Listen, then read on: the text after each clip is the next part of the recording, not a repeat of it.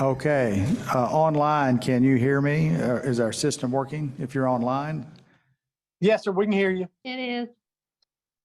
Okay, and all right, we'll go ahead and I'll call the meeting to order. Thanks for everyone for being here. Thanks for those that are in the audience that chose to join today. We appreciate it. And at this time, I'll go ahead and establish quorum. Looks like we have one. We have 6 in person, and then I think there's 2 I heard online. Is that right, Liz? Okay, so we have quorum. All right, first order of business, could I get a motion to approve the minutes from the May 25th meeting? So move. Second? Second. Okay, any discussion, corrections, concerns? All right, hearing none, I'll just, all those in favor, aye? Aye. Opposed? Okay, minutes stand approved, Liz. This time we'll, in light of my chairman's report, I'm going to roll that into my trauma system funding analysis, and so that will be my chairman's report. So,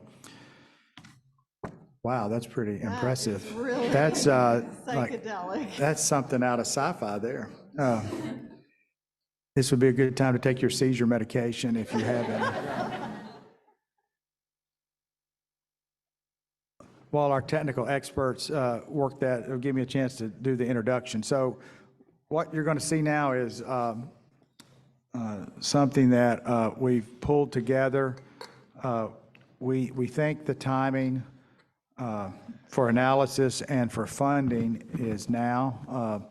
When would we ask for additional funding for the trauma system? That is open to discussion, but at some point in the near future, I think we have enough data to show that we need additional funding. So what we did, we pulled together, and I'd like to thank Regina for donating a whole day to this, as well as Liz.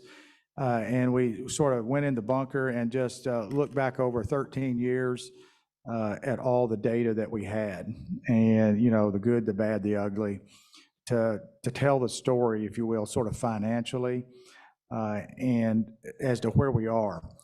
And through that, I'm gonna save the wham bang for the finish. We've done great work, and it's a chance for everybody in the room to do a little bit of a high five and take a victory lap, because I have some very nice. I have a great slide. I'm going to keep you in suspense. This is the teaser at the end that shows what a difference that everybody in this room has made. But again, we'll go through some financial data first, and this will show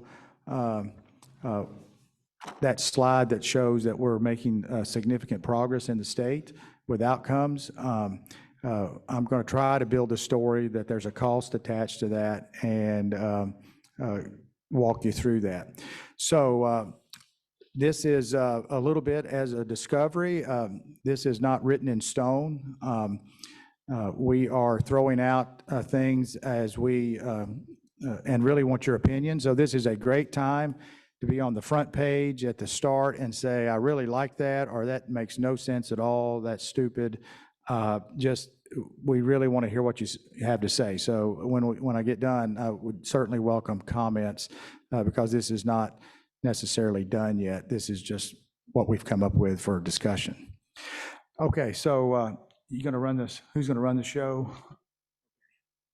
So when you talk about trauma, we talk about trauma centers and things, and just this slide is in here. I think this caught us all off guard with AMC closing. It just shows you that funding is important in rural, it's important in urban, it's important in suburban. Lack of funding has no common or friend. It affects us all. So put this slide in to just keep everybody on page. Thank you. To keep everybody on page that funding is important to all of us. Next slide. Oh, I got to take it. Thank you. And this just shows you, I won't go through each hospital here, but we broke this down into trauma center retention and challenges. So there's been, as you follow the trauma system, this is over the last 15 years or so, there's been hospitals move in the system and come out of the system, get in the system and then downgrade, or get in the system and then upgrade. So there's a lot of moving targets. So when you say, how many trauma centers do we have? Well, it can change from year to year. We have a lot more now than we used to have, but you can see in that first box there on your left, we've had several hospitals over the years drop out. And usually the most common cause is funding or staffing that's tied to funding or resources. There's been those that have downgraded and changed their designation. And then there's been some that have jumped out and then jumped back in. So you can see it's a moving target. This is something that we should all be very proud of. When we started this, when the commission was formed back in 2007, you can see patients that had severely injured patients that had access to that were treated as a designated trauma center. And when we say severely injured, if you remember some of the PRAC data, Dr. PRAC, did this first state analysis. He's done 2 for us now from Florida. Severely injured is defined as those that have a 15% chance of dying based on ICD-9 codes. So we can go across trauma centers versus non-trauma centers. We have state data. And you can see when we started this journey, we were at about 66% or so around 2006, 2007. And then through all the hard work of everybody in this room, all the stakeholders, we were able to move that up to see about 2008, or I think it's 13, 14. We were up around 84%. We published that data and decided that here just recently, we needed to repeat it to see if we'd improved even more. And you can see now we're up to 93%. So 93% of severely injured patients have access and are making it to trauma centers. Now, we're still working on the definitive care piece. If Dr. Dunn would not be so slow, we would have that data piece. But his committee, maybe someday before I die, will give us that number. I'm being a little bit funny. Jim's working hard, but and it's not all his fault. I just like, you're the chair of the committee, so I like taking shots at you. But anyway, we're up around 93%. So we'll crack the nut eventually to figure out how long it takes us to get them there, and then we'll work on those issues as well. So this is something we should be proud of. If you break that down into bar graph form, if you like looking at data in this way, you can see in the first, the different colors are different years, aliquots from 3 to 2010 to 2016 to 2020. And we break it into pediatric, non-elderly adults, and elderly. And I'm trying really hard to stay in that middle category, non-elderly adult, but I'm quickly approaching the far right bar graph. But anyway, you can see pediatrics we've done well, even when we started this journey, but we've even improved there up to about 98, 99%. If you look at non-elderly adults, again, you can see a steady increase, and even the elderly, we've made substantial progress. So across patient population lines, we're making an impact. Now, to get into some of the trauma center financial drivers, and we'll focus on readiness and uncompensated care. And some of these numbers that we're going to show you, I think you'll agree that they're pretty staggering. So when we talk about readiness, I always like to go back and just remind everyone what readiness is. I know most people in this room know that, but again, we talk to a lot of folks that are not in the trauma profession, and they get confused over readiness versus uncompensated care. Readiness costs, as we use them, and certainly in this analysis and in our papers, are costs that are incurred by the trauma center to be ready to provide trauma care 24/7, 365. So things that you have to have now in that gray book down there, the American College of Surgeons Optimal Resources Manual, things that you have to have in that book to be a trauma center before you see the first patient. So this is not associated with insurance or with payments. And it's also cost to maintain the essential infrastructure that's needed. So the folks in this room that are associated with the trauma center, you know that keeping track of all those things in that book has a cost, and we have to come up with dollars to pay for those things every single year. As you know, we published this data some time ago. How much green does it take to be orange? At that time, we were referencing the Orange Book. And you can see for a level 1 trauma center, this is not new data, you know this data, it's about $10 million. For a level 2, it's about 4.9, or we'll round off to 5 million, with the most significant cost being in clinical medical staff. And this is what gets a lot of trauma centers that jumping out of the system. It's a heavy lift to make sure that you have those clinical medical staff. And if you don't have it and you have to pay locums, and sometimes, you know, we have to do that because we are limited in some specialties, it costs you a lot of money. We have now level 3 and level 4 data that we just presented, and you can see now that we have readiness cost data for level 3 centers at about 1.7 million and level 4 centers at about 81,000. I just want to remind everyone, this is our first survey with the 3s and 4s. There's a learning curve to this, even though that, you know, there's a third-party accountant helping the centers walk through this. It's very arduous, and the numbers are, we found in our experience, the numbers on the first go-around are usually a little bit conservative or low. So certainly these are very defendable numbers. I suspect on the next survey they will go up, but that's what we have for now. This has gained national attention. I was asked to speak at Tennessee, I think, I don't know, a couple of weeks ago for their trauma symposium, statewide symposium, and they are taking the Georgia survey. They are surveying all their centers in Tennessee, and they're going to come up with the Tennessee readiness costs. This has been taken out by Trauma Centers Association of America, and they have done a beta test with about 5 or 6 trauma centers from across the country. And that went well, and now they're getting ready to pulse that out to several other centers to get national data to see if we could apply to CMS to get further funding, because CMS has asked them, what is the cost of readiness? And up until now, they've not been able to answer that question. So again, I think Georgia, we should all be proud of what we've done here. Georgia is leading the way on how to analyze this data and with the data that we have. So now the percent of trauma center readiness that we reimburse for the 1s and 2s. I know there's a lot of numbers on that slide. I'll just ask you to look at 2 different lines, if you will, or 2 different rows. You can see in 2008, the first one, that's going, it seems like an eternity to go, but that was when we had the $59 million dropped on us by Governor Perdue as a one-time funding mechanism, if you will. And you could see at that point, we're governed by Senate Bill 60, which is now in code, and it says that we must cover some readiness costs and we must cover some readiness. And so that's why you see us break down the readiness and uncompensated care costs the way we do. And you can see at that time we put about half in uncompensated care, half in readiness, and you can see we're at about 58%. 58 cents on the dollar. So we were able to fund about, you know, over half of the readiness cost. If you move on down to, you can see the rest of the years there. You know, we've gotten down, we've got our budget now from Super Speeder. It stays in the 16, 17, $22 million range. You can see we hover, you know, around 18, 10, 8, 9%. If you jump on ahead,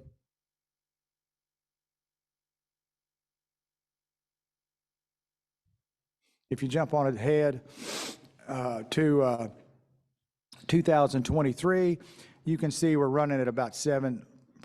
And you can see that at the bottom, reading across from 2023, you can see our budget about $22 million for the 1s and 2s.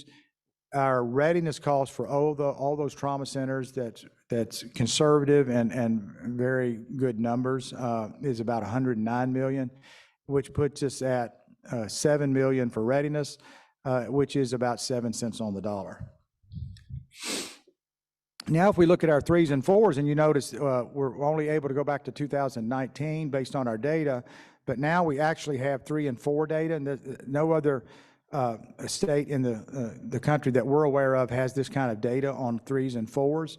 Again, I think it's conservative. I think it's probably not as high as it needs to be, but it's a start. You can see for 2023, Their readiness costs combined was about $14 million. I really hate to even say this number. You can see we only put in about $800,000 into that, but that's a substantial, you can see that's increased. We've really focused, the commission's really focused on rural Georgia over the last 4 years or so, and we've increased that funding as best we could, but we're still under 10% of their funding as well. So this sort of brings it home. If you look at readiness costs compared to available funding for the ones and twos, on the y-axis, that's in millions, and then the year at the bottom. You can see we're frozen somewhere around that, just under $10 million, or right at $10 million for readiness. And you can see each time we do a survey, we've gotten more sophisticated at it. That readiness cost, our readiness cost has increased, and the difference between those two lines continues to grow. If you look at the threes and fours, you can see there's a huge difference as well. Their costs are around $14 million, and you can see they're woefully underfunded at really almost down to the bottom part of the graph. So if we put everything together here, percent trauma center readiness cost, all trauma centers, looking at the bottom of the slide, 2023, you can see our budget's about $22 million. We had about 23 funded centers, and you can see their readiness costs there at the bottom. And you can see again that magic number, we're at about 7 cents. So when you put everybody together, we're sort of in the same box. You were less than 10% on the dollar for funding our readiness costs. So, as you know, what we like to tell people, we're not a bank. When trauma centers sign up, there's accountability. We've worked very hard to earn the respect of the legislators and to show them that we hold folks accountable. And this is something you're all very familiar with, the pay for performance, which a lot of your readiness costs, not costs, but a lot of your readiness funds are at risk, if you will. You have to, in one of these categories, either system participation, optimal resources, the Gray Book, or GQIP. You have to do something to get your funds. And this just shows that we started 2010 with only 3 metrics or 3 criteria to get your funding. We started very slow. The commission wanted to make sure that no one got hurt in this process. We really just wanted to teach you to fill out the forms and get used to having money at risk. And most people do very well with this. And you can see now we're up to 22 different criteria, or 22 different points that you're held accountable for to get your readiness funding. And then if you look at the money associated with that, you can see in 2010 we started about 10%, only 10% of your funding. Your readiness cost funding was tied to at-risk dollars or accountability, and now that's increased to 76%. So this sets well when I have to give talks or reports to the legislators. It shows that we are accountable and we're good stewards of our funds, and if they give us funding, we hold folks accountable. So what about uncompensated care? You can see here, I won't walk through all these. We've done the slides in the same way, walking through each year. I'm going to sort of fast forward that a little bit. If you look at 2023, the very last row, I think that tells the story. You can see we have about 5,500 and some claims. You can see they come out to be somewhere in the $70 million range if you add all those together. These are uncompensated care claims now. And the amount that we can put in that silo or in that bucket is about $7 million. So that gives us about 10 cents on the dollar, or 10% that we can pay, just a tad better than what we do for readiness. Well, So now, this is an important slide in the sense, again, to show that we're cost conscious and we're good stewards of our money, and we're conservative as far as our analyses. If you look at 2024, you can see the number of uncompensated care claims submitted was, just over 5,000. Look at the, and I'm going to sort of act like the commission is an insurance company now, okay? So we're going to talk about charges and allowable, so bear with me for just a second. But I've gone over to the dark side, Jim. But you see there was $659 million in charges that the trauma center submitted with these claims, $659 million. Now, there can be cost shifting and things of that nature, and everyone is aware with that. But the allowable charges for uncompensated care in the equations of the commission, and I won't go through all those now, is $70 million. So right off the bat, just the way our equations work, that's a 90% deduction in charges. And so if someone says to us, well, you know, hospitals overcharged and they do cost shifting and stuff like that, okay, we can defend that. We can say yes, but the commission only allows about 10%. So we're only allowing 70 million of what we're even going to consider uncompensated care. So that the folks that I've showed this data to, at the Capitol, they like this because it shows that we're very stringent with our criteria. Then if you look at the amount available for uncompensated care, you can see that's about $6.7 million. And you could do the math, that's about 10% of what we allow. And and if you look at if we do 6 million, 6.7 million of the 659, that's only about 1%. So however you slice it, these are conservative numbers. We're not overpaying people. And I think you can show whether it's readiness or it's uncompensated care, we're woefully underfunded. And this just puts it in graphic format. You can see our uncompensated care at the bottom in sort of the amber color. And you can see over the years our uncompensated care has gone up as more trauma centers have come in, more patients are being treated at trauma centers, and you can see there's a big gap over when you get all the way over into the recent years. And that just again shows that our uncompensated care funding is going down. So if you add all that up now, you can see total trauma center costs. If we break it down into readiness, which again, for Senate Bill 60, that's how we work, that's our Bible. Level 1s and level 2s, we're at $109 million for all the 1s and 2s averaged together, or added together. For level 3s and 4s, we're at about $14 million. So total readiness costs for 1s, 2s, 3s, and 4s is about $123 million, rounded off to 124. For uncompensated care, the submitted charges are a whopping $659 million, but our 10% allowable equation shows that we allow $70 million. So that's the number that we're going to use because it's very defendable.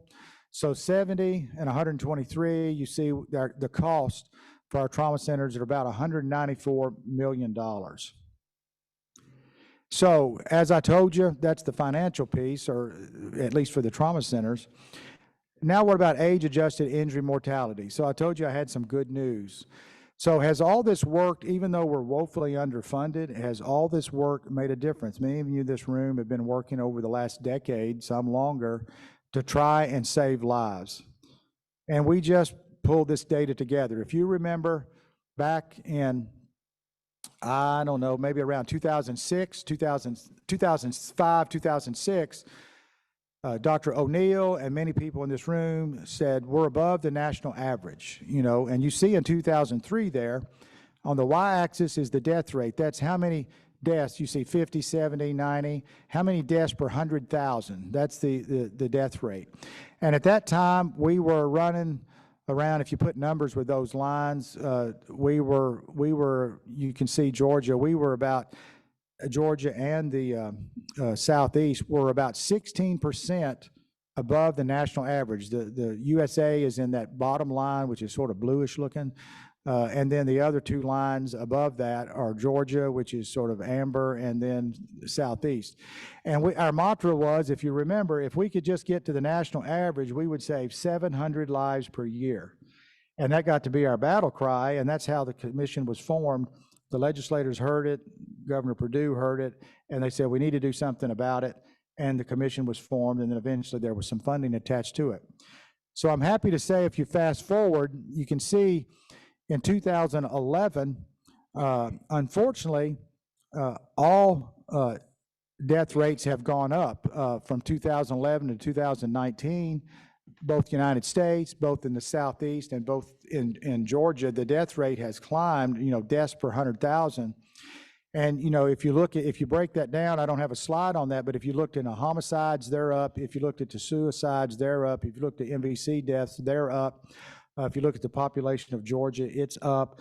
Opioids are tied into this as deaths because they're in the traumatic database in the CDC. All this data, sorry, I forgot to mention, is from the CDC, the Whiskers data. So you can go online, go to CDC, Whiskers, injury, and you can see all this data yourself. This is where we got it. This is not commission data. And we think that's the reason things are going up. But most importantly, if you look at the lines at 2019, the amber line goes below the United States line. It's the lowest line in 2019. It is 6% below the national average, and it's way below the Southeast average. So we have gone from 16% above the national average to 6% below the national average. So I think, that's huge. That's a moment of pause. That's something we should all be very proud of. I think we've made a tremendous difference. And I hope what I've shown today is that has come with a cost, and we've done as much as we can possibly do with the funds that we have, and to bring more centers on and to do the other things that we need to do, and to sustain the centers that we have. We have to have more funding. Now, this just shows you what I showed you on the previous slide. If you like numbers, you can actually see in 2003, I'll just run over this real quick. In 2003, we were at 50, the United States was at 56 deaths per 100,000. And you can see the Southeast and Georgia were equal. We were at 65 deaths per 100,000. And you can see in 2019, we all went up, but you can see the United States is sort of that bluish teal bar is 76. The Southeast is at 82 deaths per 100,000, and we're down below everybody. We're at 71 deaths. So again, just shows you that we're below the national average. So Dr. Joe Sam Robinson, who was one of the founding members of the Trauma Commission, who's a chief of neurosurgery at our facility, has an interest in economics and published a paper back in 2007 where he looked at the impact of saving lives on revenue that would be saved or generated by saving those lives in the state, and tax implications. And so I asked him just a few weeks ago, I said, can you replicate that study? And now that we've bent the curve from 16% above the national average to 6% below the national average, can you repeat that study and show us the economic impact on Georgia? And he's got a long talk that he's going to go over with GQIP tomorrow that he'll actually be here to talk about it. But I've taken a couple of his slides today, and I'll end on this. You can see he broke it down into, you can see the mortality there in Georgia. It affects between age 18, 19, 20, up to 65. This is the death rate you see on the graph there. Most of trauma really mostly affects the folks that are in their working years, that are taking care of their families, and they're also paying taxes. So it's a huge economic impact. And if you look at the bottom bullet point, the CDC estimates that trauma costs Georgia's economy about $83 billion a year. Now, there's a lot of things that go into that, but that's sort of a global number. But to drill down into that a little bit, I'm going to skip that one just in the interest of time, and in that it's a little confusing. This one, I want to get right to the money here. So, no pun intended. But anyway, if you look now at these numbers, and you probably can't see that very well because there's a lot of numbers, so I'll walk you through it. If you look at the red bar to the far left, that's the deaths that we averted. In other words, that change in the percentage on the death rate, that's what that red bar is. And that equates into personal revenue or personal income of several millions of dollars. And then if you do sort of the amber color, the disability piece, that's several million. And then if you add them all together, that's the black bar with the red arrow on it. And you can see that's $5.4 billion in lifetime personal income preserved because we bent that curve down below the national average. You know, we had a double-digit decrease in the death rate. So that's what it translates into personal income. Now, if you look at the right of that box, you can see what's the tax implications. And knowing, you know, we had an economist do this, knowing what the taxes are and the average tax and so on and so forth, you can see there that, I won't read each one, but when you add the death averted, the disability averted, and all together, you can see for tax revenue, that turns into $636 million in tax revenue lifetime each year. So those are pretty staggering numbers. We don't have a slide on this yet, but I just got these numbers this morning from the economist. One way to, it's hard to think of that kind of staggering numbers, but one way to look at it, in 2020, $1 invested in the Trauma Commission would result in about $239 in personal income for the people that were saved, and that would result in $28 in taxes for the state. So $1 spent on the commission results in $28 in tax return.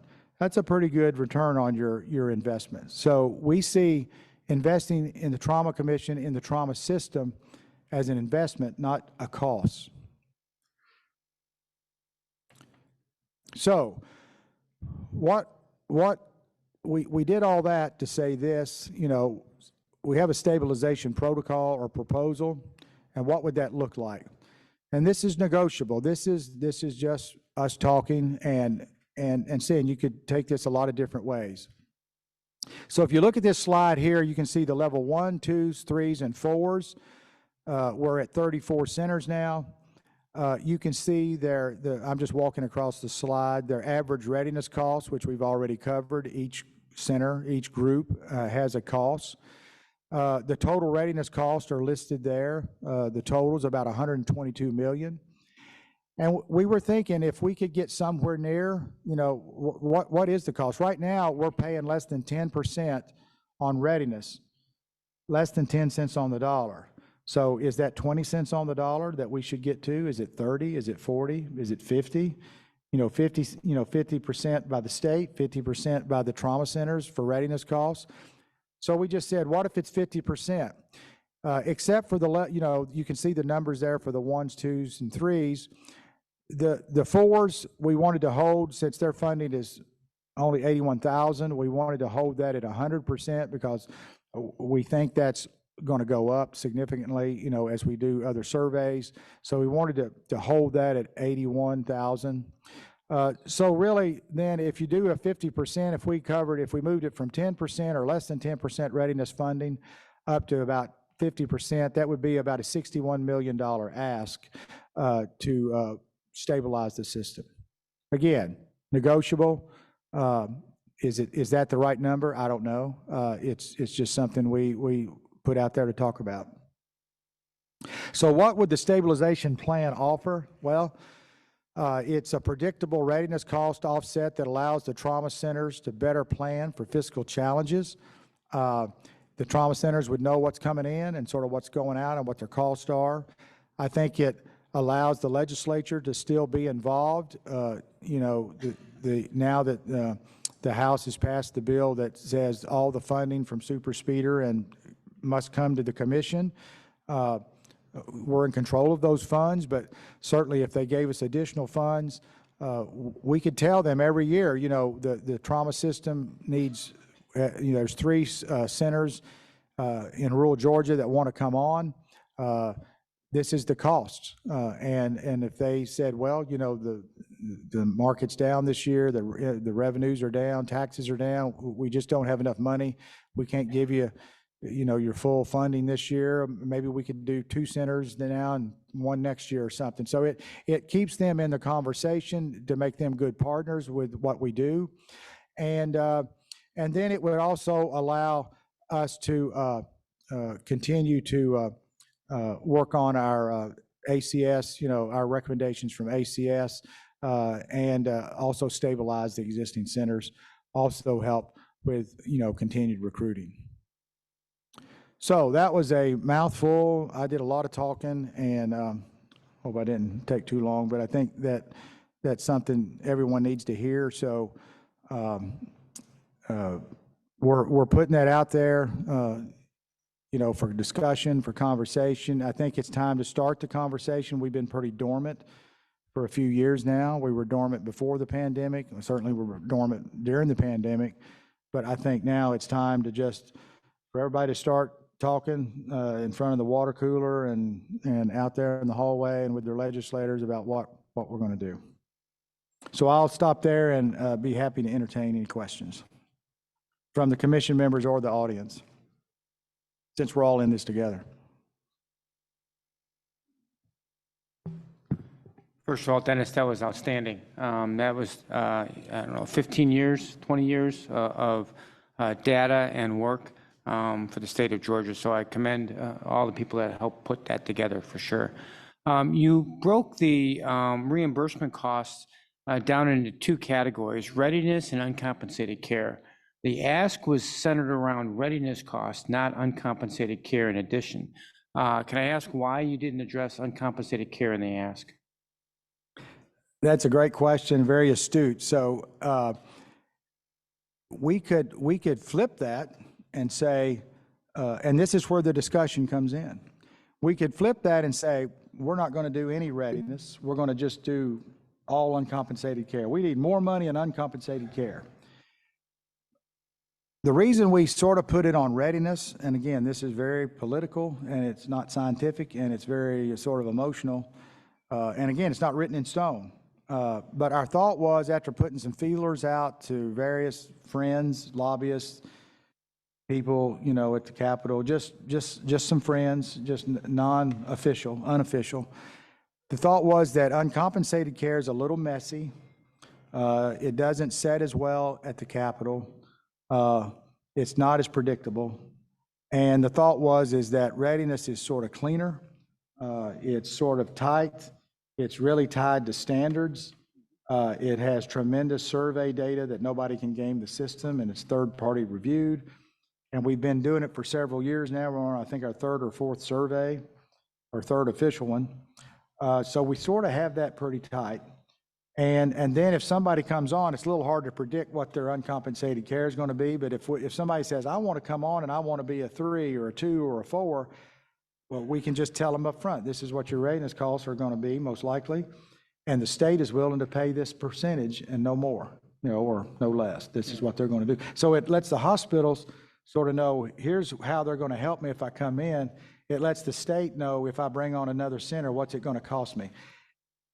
That's the best explanation I got. That's where we are. I'm not saying that's right, but that's what we were thinking. And we're happy to take, if everybody says that's stupid, we don't want to do that, then that's okay too. Good question. So my comment, and we've had this discussion, and I recognize the difficulty of trying to put a number to it, but none of this addresses EMS transportation issues and the shortfalls that we have in getting critical patients where they need to be. But I know we've had this discussion, and we'll continue to try to figure out what that number is. How do we adequately address that? Yeah, that's a good point, Courtney. And Courtney and I have talked different times, going back several months, about the EMS piece. You didn't see an EMS slide up there because I've asked Courtney and his team to, look into that and see what we need to ask for there. The EMS needs funding. We all know that. And we just need to come up with something we can rally around and put that number out there. And so I think once we have that, this was very trauma center focused because we had the data. Once we get the data for EMS, then there'll need to be a piece for that. So Courtney's absolutely right.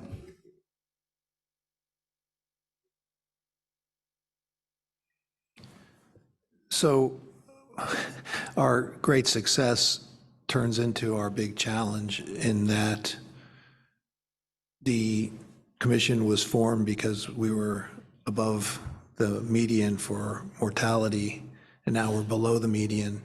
And so the question becomes, or have we reached a plateau or a diminishing returns? How much more money do you give to a system that has gotten us from 67% to 97% getting to the trauma centers? I think, especially in light of the recent news of AMC closing, the emphasis has to be on stability. And how much information do we have about how unstable the system is? Because that's where our danger is if we have centers dropping out and decreasing access when we've gotten so good at bringing it up with the work that's been done. Yeah, I think it's well said, John. I mean, you could say, well, let's just go home. You know, we did our job, we got it now, let's have five and go home. But Atlanta Medical Center, you know, sent a shot across the bow. We are vulnerable, no matter how big you are or where you are. And there's a big hospital, and that hurt. And you know, we need to stabilize what we have and not take it for granted that, oh, we're okay, because we want to take a victory lap, but we don't want to stay on the lap too long.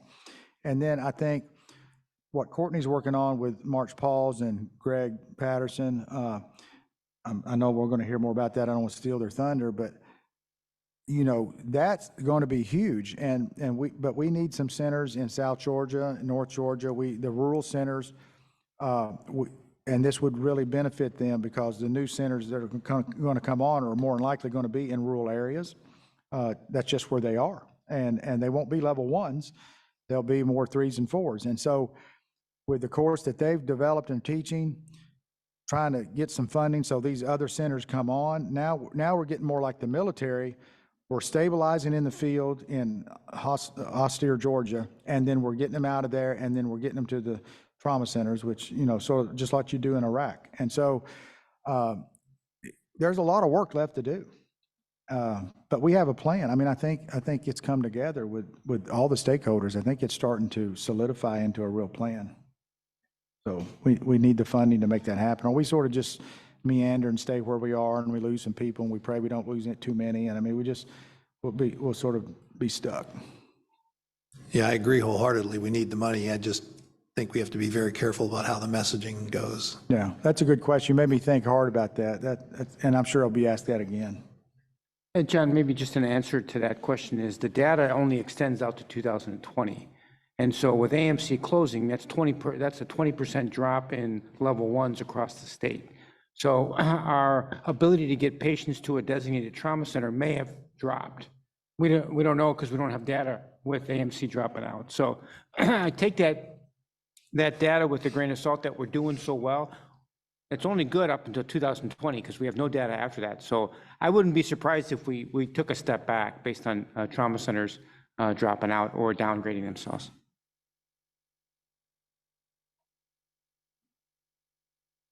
Okay. This is Fort Knox. One more comment. Perhaps you could fairly argue, if indeed it's true, I'm sure you can find out relatively quickly, if all system participants are implicitly expecting there will be increased funding in time, kind of good faith, so forth, with regards to their participation, joining, upgrading their level of service, and so forth. And you know, so telling the legislators that this is what is expected, and ultimately, if you do not pick up the slack over time, there will be less interest. Yeah, I think that's a good point. Thank you. All right, any other comments? If not, I'll move along to the Executive Director's report. Liz? Thank you. And Katie, if you could pull up that dashboard draft, it's in the yes, there you go. Thank you. Just a couple comments to keep us on track. One of the things we didn't have on the slides is your current FY24 funding, but many of you, especially the level 1s and 2s, you're seeing that you got a little bit less of the piece of the pie, and that's because everybody in the room, if you were designated before May, you're funded, right? So everybody's funded now. We don't have any more of this, oh, we're contracted, we're not, so you're all funded. And then Dr. Ashley and I mentioned this at the GCTE meeting this morning, we, well, not us, in partnership with our colleagues at DPH, we formed the Trauma System Executive Leadership T-Cell, because we love our acronyms, right? Right. So we can address some of those higher level issues and eliminate a lot of the confusion that occurred as a result of what agency does what. And so we are creating the crosswalk right now that will hopefully define and make it very clear to folks sort of who does what. So, and then what you see on the screen in front of you is a product of some of that work that's happening where we have looked at both of our databases to come up with, oh, and I really can't see that, to come up with what is going to be our trauma system statewide dashboard. So something that we can tell, are we being efficient? Are we getting the patients where they need to go? What does our statewide over and under triage rate look like? What percent of critical patients, critical being defined as ISS greater than 15, are they treated at level 1s and 2s? What proportion of those are treated at 3s and 4s? Of the 3s and 4s, do they get to 1s and 2s if they need to get there? Looking at some pre-hospital measures like EMS scene time, some of the things that we have a little bit more control over. Distance, you know, in many cases you can't really do anything about that. And then obviously time to definitive care, we really want to sort of drill down on that. And what you see before you is just a draft. And I will say that this was probably the easier part of it, although thanks to my friend and colleague April Moss, she did all the little red, green, yellow formatting in there because that was a little bit of a beast. But there's not a whole lot of literature on what is good trackable system performance metrics. This is really just coming from, there was a trauma system session at, I think it was 2019 or 2020 Dallas TQIP, where some of the, it was Dr. Winchell, some of the noted system experts were in the room and talked about, well, you know, these are probably good things that from a system perspective, you should probably monitor. So this is different from TQIP. This isn't the outcome stuff. This is how we know that we're actually doing a good job. But what was more difficult than this was actually defining each one of those things. And you're not seeing that today, but when we bring this forward public facing, we will show you that we have a whole spreadsheet that just has definitions of each point, what it is, and in some cases what it's not, so that it's very clear. And then we have a hierarchy source, so like our source of truth of where each item is coming from, because in some cases it comes from different things. So this is just the start, much more to come, but very exciting because we've never had anything like this before. So, and I think that's it. Unless there's any questions. My full report's in your packet, so unless there's any other questions. Good work, Liz. I think that was something that ACS wanted, and we're working on, and good collaboration between DPH and us and making this happen. So we're very excited about it. And this is, again, just getting built. It's going to get more robust and as we move down the dashboard. So congratulations for both groups.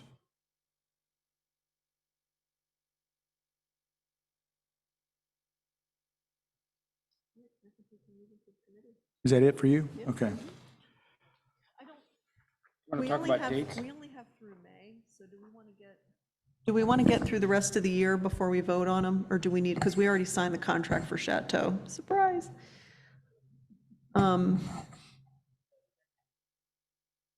Yeah, in your packet there, oh, I'm sorry. Thank you for pointing that out. Okay. So in your packet, you'll see the tentative dates through the remainder of the year, and consistent with keeping the theme for the November meeting being our rural focused meeting, because that meeting always coincides with National Rural Health Day. The state office has agreed to host us again next year too. So I know we haven't even gotten through 2023 and it's hard to even think about 2024, but so that would be on the table. Dr. Ashley, if one of the commissioners would entertain a motion to approve that. Oh, yeah, I'll make a motion, absolutely. Your second? I'll second it. Okay, any discussion? I'll just take nays. Any nays for the, and the motion carries. That's it. Okay. All right, so we'll move into the reports. The Budget Committee, right off the bat, Dr. Maderos. Thank you, Chairman Ashley. This meeting is a very financially heavy meeting. You heard all that information from Dr. Ashley this morning. It's exciting that we're able to collect that much data and actually be able to show the impact that we've had over the years and all the people within the system that have worked really hard to bring that together. So that's really exciting. And Liz stole my thunder. I wanted to be able to say that this was the first year since the inception of the commission that all designated and verified trauma centers participating in the system are being funded, which I think is exciting. It's also why we need to ask for more money because the pie slices are very thin. We always use the analogy of the pie slices, so they are getting thin, but we're excited that that's happening and that we were also able to increase the funding that the level 3s and 4s are receiving. So it's more than they have been in the past. So that's another really positive and wonderful thing. But historically, this meeting is when the Budget Subcommittee does its year-end closeout. So contained within your packet is a tremendous amount, hopefully, of information. It was our goal to be able to provide the commission all the details and data around the budget, where the money went, how it was spent. It's broken down. There's pie graphs. There's all kinds of graphs in there for you to look at. Unlike last year, which was the first year that we did it and we went over all of the documents, we are not going to do that this year. But I would like to draw your attention to just a few key elements within your packets to ensure of everybody's awareness in case you haven't had a chance to take a look at it yet. There in the handout extra packets, there's the approved FY24 budget that you voted on, so you can see it and have it in front of you. And it's broken down into the system components on the second page. Also contained in the handout packets is, everybody always wants to know how much money did we turn back to the Treasury. So I will turn it over to Katie. It's, again, in your handout package, there was just a very slight amendment to the total, and we wanted you to have the most updated information. So Katie, if you could go through that with the group. Absolutely. This year is the first year for the trust fund. So there were actually 3 different fund sources that we worked off of. One is the state funds, and we only returned $146 back on state funds. Firework Trust Fund, which those funds are all over, $39. And then the Georgia Trust Fund, we have $4,748 remaining. And that was due to a bank reconciliation item that DPH did at the end of the year. So we actually spent all of our funds with the exception of $146. So the goal is to return less than $1,000 in state funds. We were definitely under that with $146. Katie, that's phenomenal. I mean, for that, I mean, that is phenomenal. like some agencies are turning in thousands and thousands and thousands of dollars. So that's, I mean, that's really amazing. So Millions. kudos to you. I want, you know, we appreciate that. If you weren't following that so close, it wouldn't happen, so. I know when they threw in the bank reconciliation item, I was like, no, you cannot do this. Yeah, that was a curveball. Yes.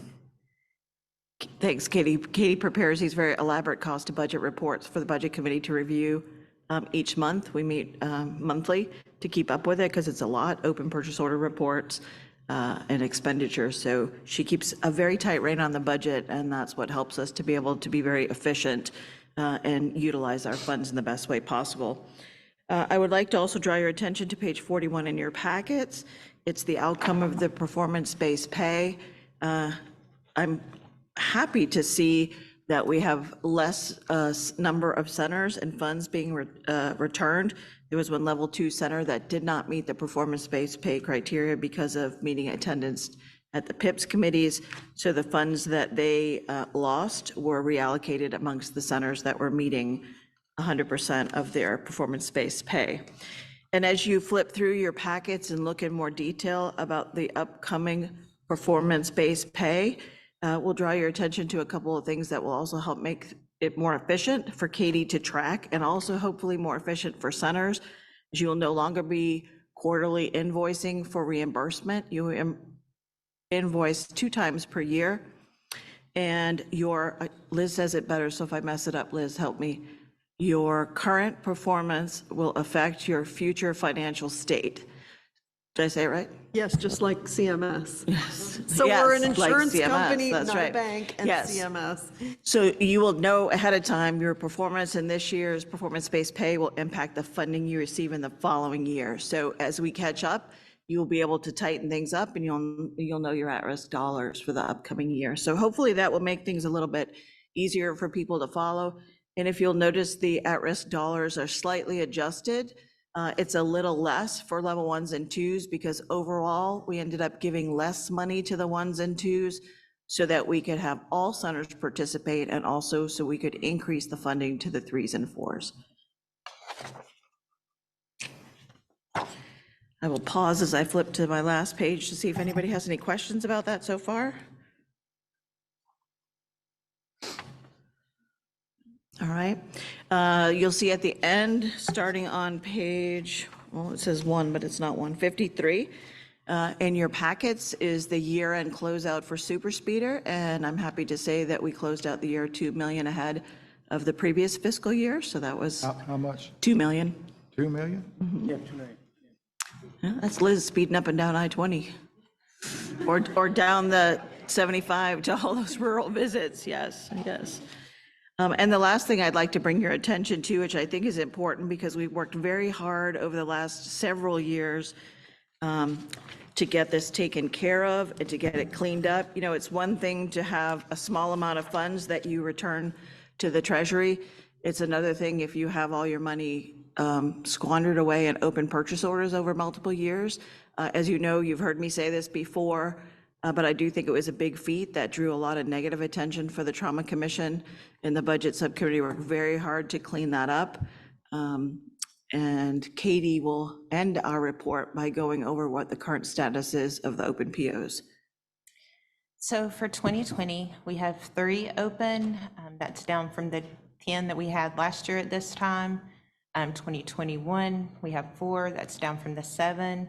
And then for 2022, down from 15, we have 8 remaining open. And then on your next slide, trying to operate both of them. There we go. It breaks down what we have open. The ones from 2020 are Apple, which we have with the new staff member coming on. We have equipment to be purchased. We also have some meeting equipment that also needs to be purchased. So that's going to hopefully close this year. Home Depot, still a work in progress with them. We had a lot of items that were discontinued that we've had to work out with the RTACs to get substitutes ordered. So that's just a work in progress, but it is down from last year. We had 40,000 open on that PO. So we're just down to 17 now. Amazon, that's office supplies. That will be closed this year with no problem. The 2 main ones we have open are Arbor-Metrics. Liz, do you want to hit on that? Sure, or Gina, do you want to? I mean, we know, they just keep sort of pushing us back. Thankfully, we worked with OPB on this, and we knew that this would be this was anticipated that this would, because this was an agreed 3-year open PO with them. And they are running a little bit behind, but the timeline is rolling, so whenever they can get out of the gate with it, then it's 3 years from that. And I do think it's important to note that they get paid over time. So they get paid based on deliverables. And that's why the funds over the 3-year planned open PO remain in the PO, because all the deliverables haven't been met for reimbursement. So Katie, can you just stop for a minute? And I'm a knuckle dragging trauma surgeon, so I'm not a finance person. So why do we care if we have an open purchase order? How does that affect, do we have to give that money back or what? Well, why do we care? So funny you should ask that. Back when COVID happened, and there was an initial panic about a potential shortfall of funds because lack of people working and commuting and people being at home and no money in the economy, OPB went back and started looking at open purchase orders and said, if you haven't spent it, we're going to close it and take that money back. So at the time, we had a lot of open purchase That's when orders. we had the 28 open. Yeah. And we had, how much was our total amount on open purchase order at the time? It was over. You and I tracked that because we were able to keep all of it. And we only gave back like less than $90,000 or something, and there were millions. So what we don't ever want to be in that situation, where we make it look like we're just putting things on these perpetual open purchase orders and not actually using the money, that we're good, it goes to the stewardship piece. Okay, so the money's encumbered, the money's not Correct. spent then? The money's just on hold and planning to be spent? Yeah, Got yes. it. It's in sort of an account, if you will, and that's the thing that's a little bit different about how it works in your hospitals, where government, it's like encumbrance is the big thing, and they almost consider it paid once it's encumbered. Now, Katie runs QuickBooks in the background, and that's how we're able to spend every penny, because she knows she doesn't just track that GL, that general ledger. She looks in QuickBooks and knows what's out there, and she tells us, hey, we're underspending on this, so let's if there's another thing, because we always have initiatives that we have to fund, let's roll this over here. I mean, we're behind the scenes, like, it's like a little situation room with what's happening, and so we can maximize the money. But yeah, we don't ever want them to see that we have certainly hundreds of thousands of dollars on open POs and to the million that we're not using, because then it looks like, you know, maybe we didn't need it. And OPB requests a status update on open POs yearly. So they ask, do they need to be closed or are you spending them? So they're on top of it as well as us being on top of it. So that money's at risk of being taken back if we're not Correct. careful? Okay, got it. Yeah, and we certainly can't go to legislators telling them we need more funds if there's a whole bunch of money sitting in open POs too, which is something we need to be mindful of. Because they watch to see if that money's been sitting there over the years. They're like, well, there's no movement on this money. Right, well, that brings up the next question. We've kind of talked about arborimetrics. What about March pause? We got over $200,000 on an open purchase on that. So who's running that? Is that the EMS committee? Courtney, is that you guys? So that has been an uphill climb, but we did our first, and I'll give you the whole report in just a few minutes. Okay, well, then we can, Yeah. I'll hold my questions then. I Okay. take the question back and I'll hold it till the EMS subcommittee report. Okay. Okay, perfect.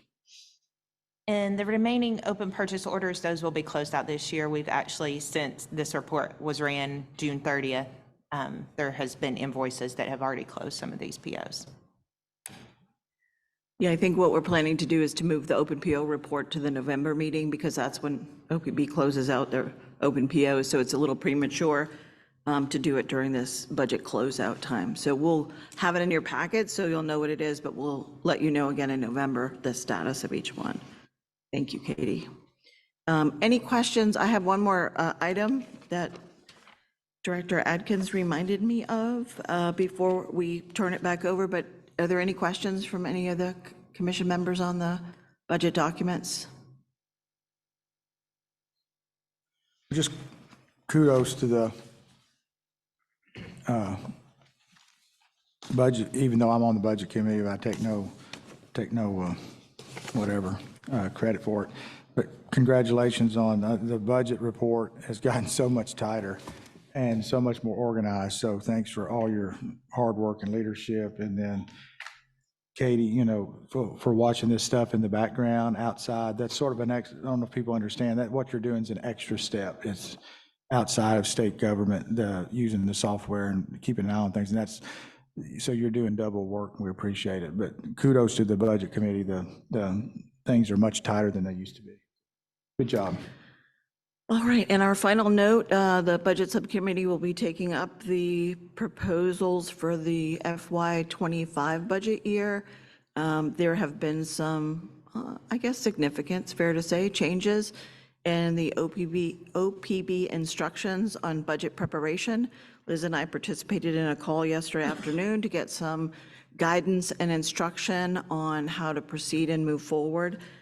There will be impacts related to a request to decrease our overall budget by 1%.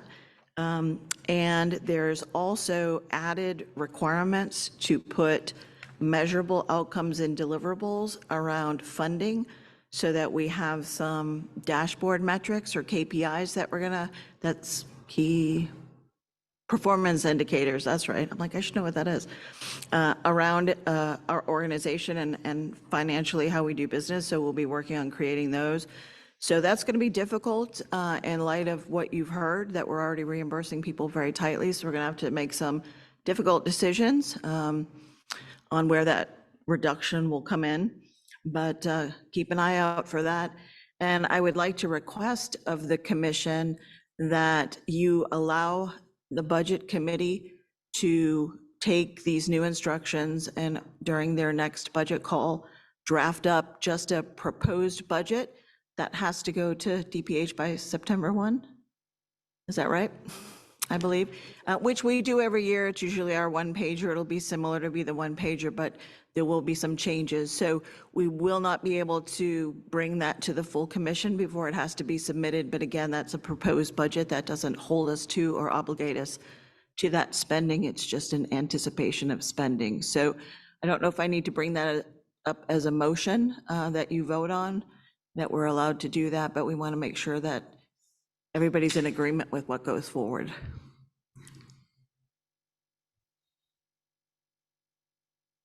Oh, it's a good question. Do we need to? I don't know.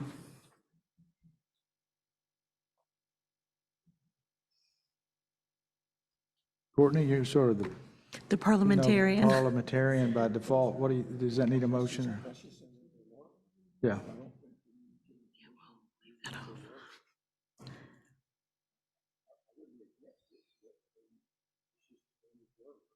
Okay.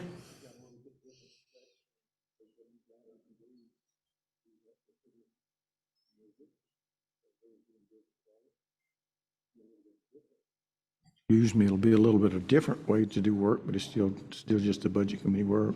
Okay. Yeah. We're following state rules. I mean, we're doing what we're told to do. Yes, by the we state, had the so- budget prepared, but then we got the new instructions and the request for the 1% reduction. So we have to go back and change it. And that's why it got pulled out of your packet. Okay, very good. All right, that ends our report then, Mr. Chairman. Thank you. Thank you. Okay, Courtney, you're up. So the EMS Committee report, the written report is on page 59 of your packet. For the folks in the room, we are on track with our spending plan. And I'm sorry you don't have it, but our EMS education money, most of it is done through a contract with GIMSA, and they provided 189,000 contact hours. And a contact hours, if you take a 16-hour course, then that 16 contact hours is the way we do that math, because some of the courses are one day, some of them are a 4-week course. The leadership course is. Is that contact hours per person? Yes, like Okay. if one person goes to a 16-hour class, then that's 16 hours of contact. If they go to an 8-hour class, it's 8 hours. That's the way we tried to figure out a way to do that. We looked at how many courses we're doing, but if you're doing a 16-hour course and an 8-hour course, then they're not comparable. So we just put it into contact hours. And in there, I think if you look through there, the packet that the slide set and this thing that Kim and her staff put together, I think it explains it explains all the courses they're doing, gives you a graphic of where the classes are being conducted and how many people are involved in those classes. We continue to fund initial education classes, the EMTR or EMT class if they want to do that. I think we're funding about 54 of those this year. AVLS continues to be something we fund. majority of the counties, a vast majority of the counties in Georgia have AVLS equipment in their vehicles that we pick up the tab for, and have the ability for the state to look at those assets. The EMS equipment grant, we are looking at considering a different way of doing that. We've got a conference call, I think, next month. I've asked the members to take a look at that. And they're also, the State Office of VMS and the Professional Ambulance Group and GEMSA are sponsoring town hall meetings across the state. They're doing one in each region. I've asked the EMS subcommittee members to go there and tell them what we're doing and ask them if there are other things that they think that we should be doing with the EMS money that will improve trauma care in their region. The other part of that I've been one in person, I've been to another one online, and I've got at least one more I'm planning to go to in my region. We're looking at the problem of inter-hospital transportation. So the EMS subcommittee is aware of that. I'm also on the Department of Public Health EMS Advisory Council, and I chair a committee on that, looking at those issues. Right at the moment, we're trying to gather some data. Last year, I did a talk for the Georgia Rural Center, Georgia GHA Rural Health Center of Excellence, I think is what they call themselves, and talked to them about that. It was a huge issue there. We had a meeting that we pulled together down at Cordele. We invited representatives from the ACCG, from the Georgia Hospital Association, the State Office of EMS, from helicopter services, from ground services. And our goal there was not to solve the problem. Our goal was to try to start defining the problem. And we still haven't got it completely defined. But part of the deal is that we're trying to get information from the EMS community. It's part of those town hall meetings. We are working on a survey that Ms. Nita Ham is going to help with, as is the Mercer Rural Innovation Center is helping us craft that questionnaire. But it'll serve two purposes, we hope. One is we will try to get a handle on what the issue is on inter-hospital transportation for time-sensitive patients. So we're not looking at routine transportation. That falls, I think, outside of our scope. But those trauma patients that need immediate transportation because they need a surgeon and they don't have one at that center, that is what we're trying to focus on. So hopefully we can get some data and try to figure out is this a statewide issue? Are there pockets of it? And I obviously know of some pockets because my phone rings on a regular basis from folks I know that said, hey, we can't get this done. So that is that's one of our key issues right at the moment, to try to find out, is there a way we can fix that? We also funded an EMS recruitment video that we saw at the last meeting, kind of the final draft on. They're going to make some changes based on some comments that we had, and hopefully that will be publicized and put on TV, radio, not the video, but the video will be on TV, on YouTube channels and Facebook and this sort of thing, so that people can see what EMS does. And what we're trying to do right at the moment is find a place that if somebody sees that video and says, I want to be a medic, who do they call? Because that changes. Some tech schools do EMS training, some don't. Some services do it, some don't. So it's kind of a moving target. We're looking at a way to do that. Let's see. I'm going to defer the talk about March pause till the level 3-4 committee. And March pause is actually a grant that my hospital has that we're working on, but we're working in conjunction with the level 3-4 committee. There's one other thing, and this Jim Atkins is on the committee, and he's been working with DOT and the Governor's Office of Highway Safety on hospital signage. I was going to turn it over to him for a minute. Okay, thanks, Courtney. So at the last GTC EMS committee, we unanimously approved working on signage for hospitals across the state of Georgia. And through the Georgia EMS Association, we sent out a alert to each agency to ask where signs are needed, where they're missing, and most importantly, if they have a sign, does it have the proper directional arrow? So I'm happy to report DOT is hitting me every day with pictures of, we put one up here, we put one up there, we put one here. So the progress, they're making some progress on it to help people in our state when they have a time of emergency, how to find a hospital. So just, it's going good.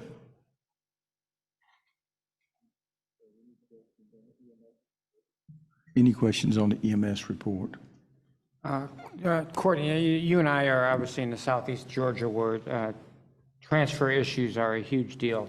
I know you've mentioned before that we don't have any hardcore data as of yet, but since you're closer to this issue than I am, what is your gestalt feeling of the driving force behind transportation issues? Is it equipment or is it personnel?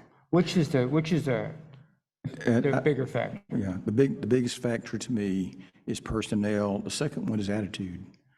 And I love my profession. I love what I do, but we've got some folks. If I'm if you're in Emanuel County, okay, and you're a citizen of Emanuel County, you pay taxes in Emanuel County, and you get in a car wreck in Emanuel County, somebody dials 911, ambulance comes and gets you. That's not in question. That's part of what it's the rule. They've got to. But if you get inside Emanuel Medical Center and you're bleeding your spleen is ruptured and you're bleeding, you can dial 911, but they're not required to transport you. For somehow, I'm not sure exactly how it is, but in some counties, you lose your rights as a citizen to those services when you enter the hospital. It just nuts me up. And there are some issues between hospitals and EMS on trust. But most of it is, I think, comes down to they only have X number of ambulances in the county, and they think that their role is 911 and immediate dispatch to patients outside the hospital. And this goes back to 1966 when the modern EMS system in this country was kind of defined in the white paper: pick people up, take them to a hospital. That's what it was designed to do. It is still designed and funded to pick people up and take them to a hospital. You know, my smart comment is it's time to redesign. We've got to, because back in 1965, my brother had a car wreck, broke his neck. Okay, there wasn't a trauma center. I remember going to the ER and giving blood because they took those patients to the surgery in our hospital. It's not the same way it is today, and there's been a lot of focus, a lot of effort put into designing trauma systems, stroke systems, pediatric systems. All of those are saving lives every day. Cath labs, they save lives every day, but they don't save lives unless you get the patient there. And there's been a lot of emphasis placed on systems of care within hospitals, and not so much with the ability to transport them and the ability to make sure that EMS people have the training and equipment to transport them appropriately. So I'm sorry, I waxed inelegant. That's right. That was a very detailed and thorough answer. And last quick question, just because I appreciated the fact when I lived in anonymity and no one knew I was on the Trauma Commission. But now that people know that I'm on the Trauma Commission, I'm getting a bunch of questions from across the state. And one of the questions I got was the EMS equipment grant. And so I know I would assume that the EMS equipment grant money comes out of the money that's dedicated for EMS out of the budget. Is that correct, number one? That is correct. Okay. And two, anybody can apply for those EMS equipment grants if they're an EMS agency, correct? No. Okay. Can you expound on that? Sure. If you're a 911 EMS agency, you can apply for the grant. If you are not a 911 zoned agency, you're not eligible for that grant. Okay. And then who determines who gets those grants and who doesn't get those grants? Well, the way it's, the bottom line is if you're a 911 agency and you apply for a grant, you're going to get the grant. Okay? So, Okay. and the way we're doing it right at the moment is that we take the amount of money that we allot for it. We send out, Katie and Gabby do a good job sending the information out. And usually I think we get about 1,200 ambulances, something like that. So we take the amount of money divided by 1,200 and that becomes our base number. And if you got 5 ambulances like we do in Emmanuel County, you take that base number times 5 and that's what you get. Okay, so it's a portion based on how big your agency is. Of how many 911 trucks that you staff. Yeah. Okay, perfect. And the EMS subcommittee makes the determination on who gets those grants, is that correct? Well, it sounds like everyone who applies for the grant gets a grant. Well, yeah, one of the things that, and the frustration level is what is a 911 truck, what is not, because we've got agencies that do both. Right. And so we're trying to figure out how do you delineate that? So that's part of the conversation we're going to have at the conference call. Right, and I think the genesis of the question is coming from transportation needs, interfacility transfers. That doesn't necessarily fall within the 911 issue. And it is a very legitimate question. Yeah. And it's a very legitimate concern. So if you're a non-emergency service, you don't have a zone, but the local 911 service won't make the transfer. Right. So then that falls back and you're making a transfer. Right. Well, shouldn't you get the money and them not? Perhaps. Perhaps.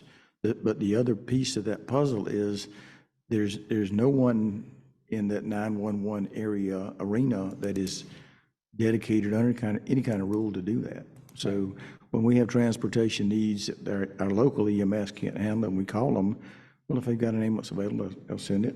But if it's at 5 o'clock in the evening and they close, don't call them at 5:01. And so there's a lot. That's what we're trying to flesh out. Okay. Thank you. Okay, any other questions for Courtney? That conclude your report, Courtney? Okay, all right, we'll move into the Level 3, Level 4 Rural Trauma Center Committee. Dr. Greg Patterson.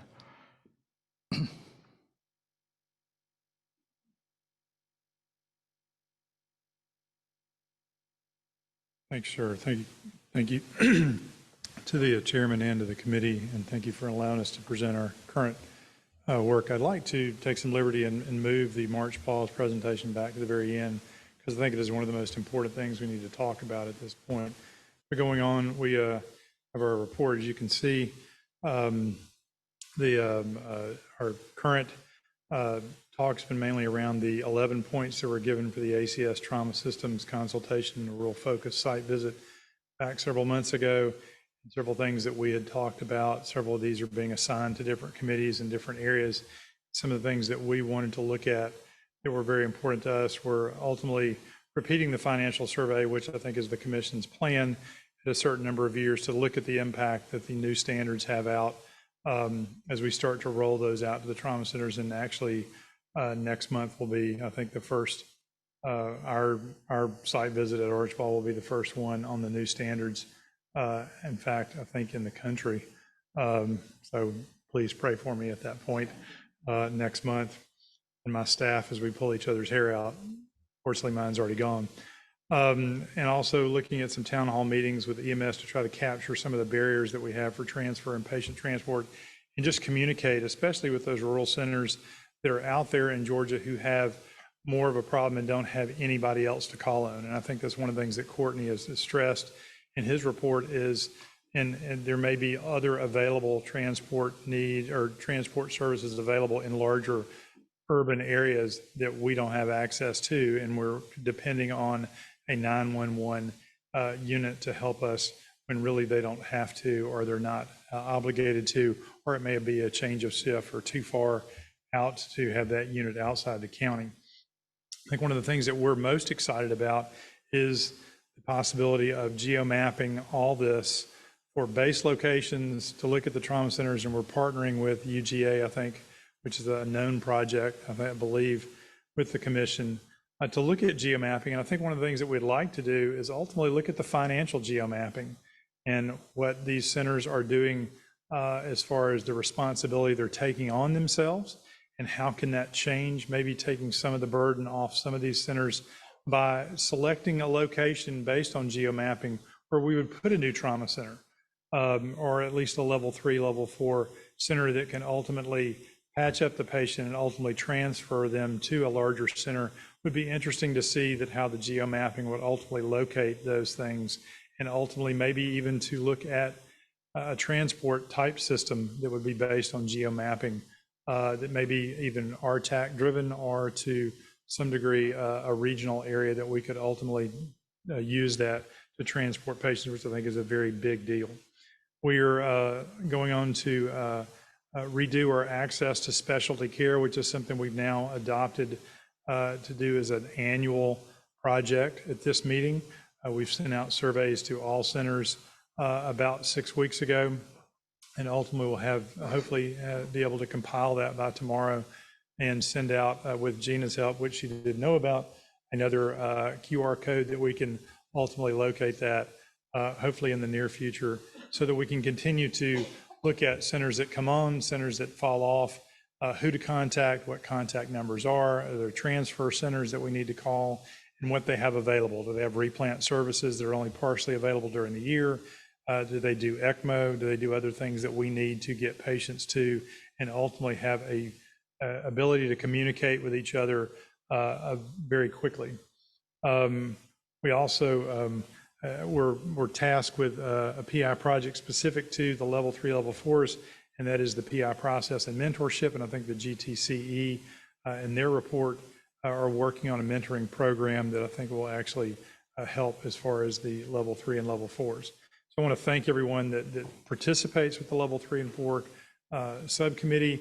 I want to tell you the dedication that some of our members have. Dr. Register recently logged in from her hospital bed at our meeting before she was taken back to have a C-section.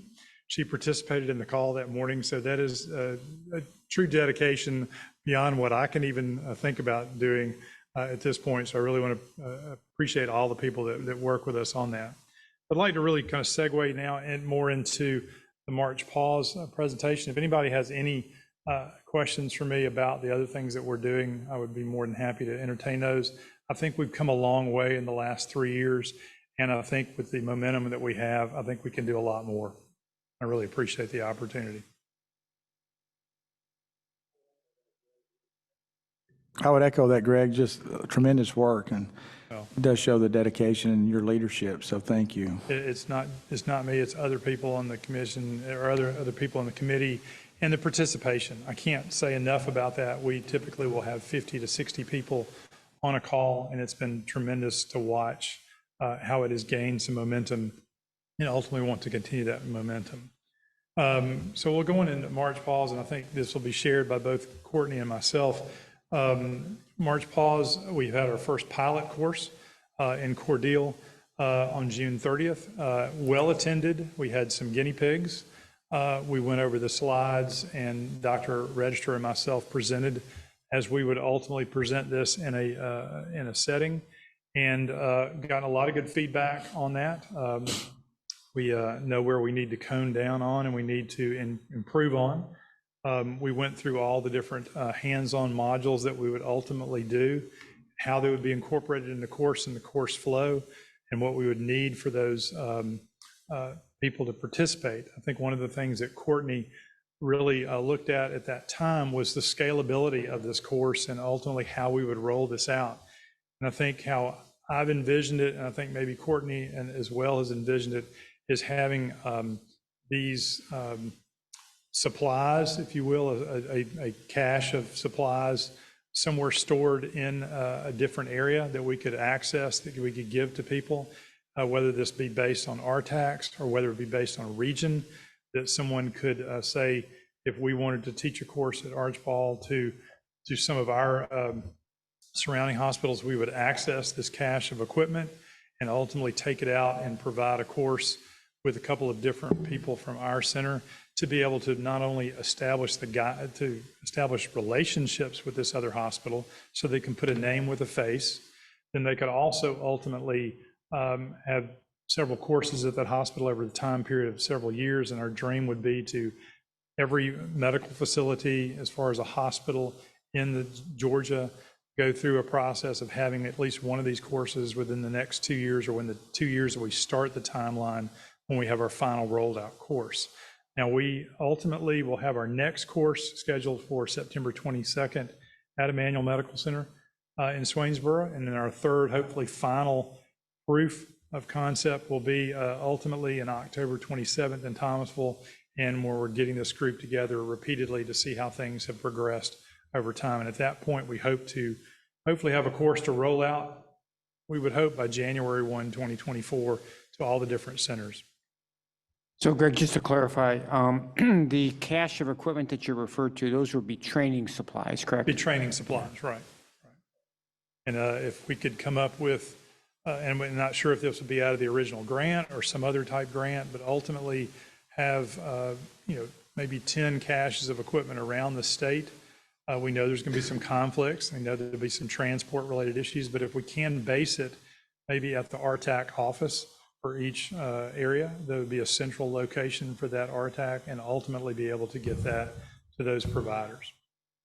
Is this a one-day course or a two-day course? A one-day course. We want to be basically about a 4-hour to 6-hour course. We've wanted to add in the mnemonic of something like C March Pause, which would be more of a civilian March Pause, since we are borrowing this from essentially the U.S. military and the Tactical Combat Casualty course. But we feel like there's a little bit of connection there, since that was originally pushed forward in the military from a Georgia citizen who was in the Navy, and ultimately came up with the TCCC course. And so we were going to keep the Georgia roots there and ultimately come up with a civilian March Pause course. And would this, we're just having a discussion here, I mean, Sure. just, would this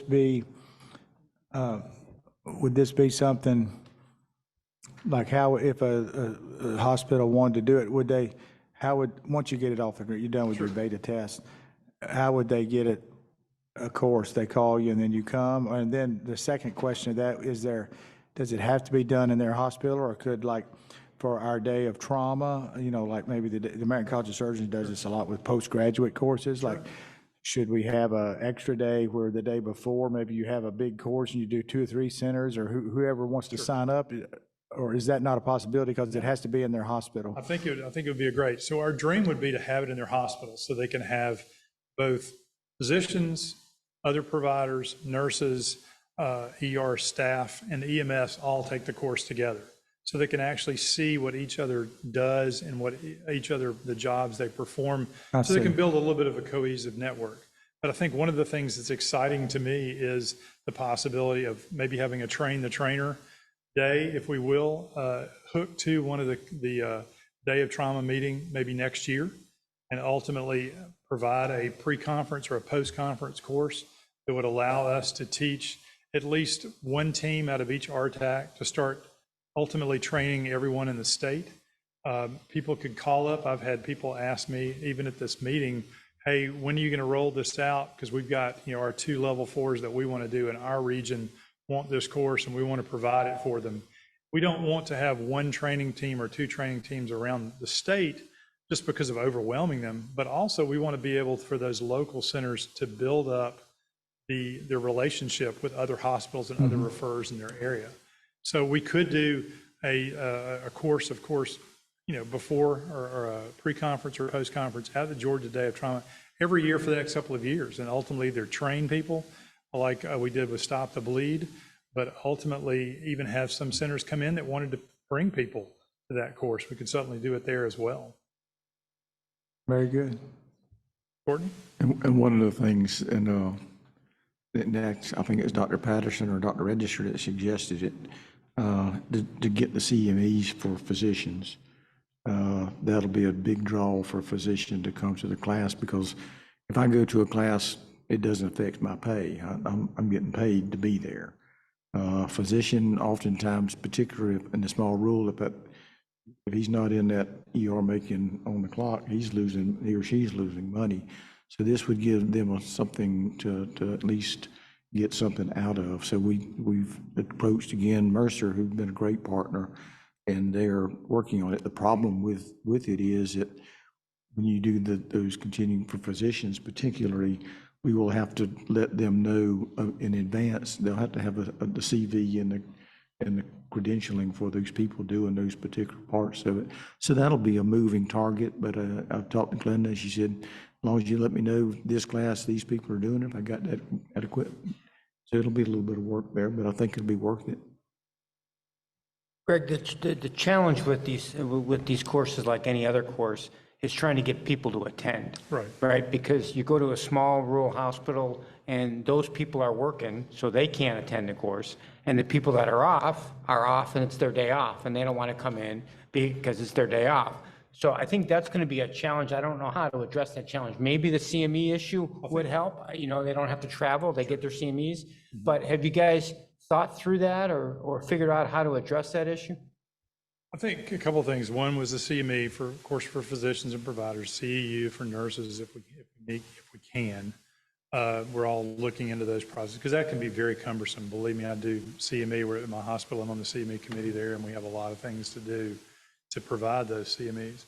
I don't know about grant. We talked about grant potentials. So if you have a course at your hospital that would allow you to receive a certain grant, which you could use to buy equipment, buy other things, or even pay personnel or something to do with getting people there. And I think just the incitement of that, we're willing to go out and teach this to 2 or 3 people just to get the ball rolling. And hopefully that will also help.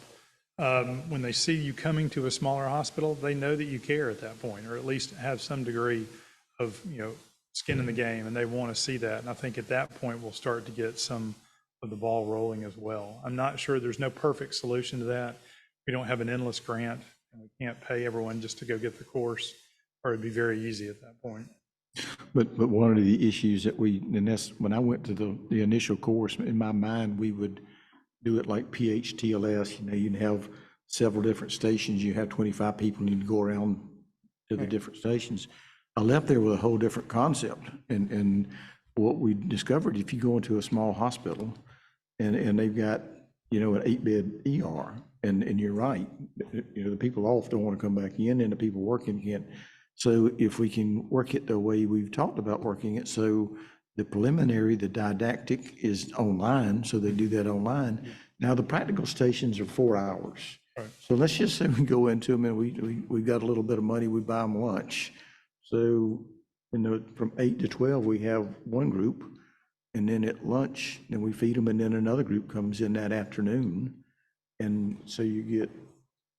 It's got to be creative. We're Yeah. trying to be creative. So it's going to be difficult because of the workload that they have and just being able to take off, so.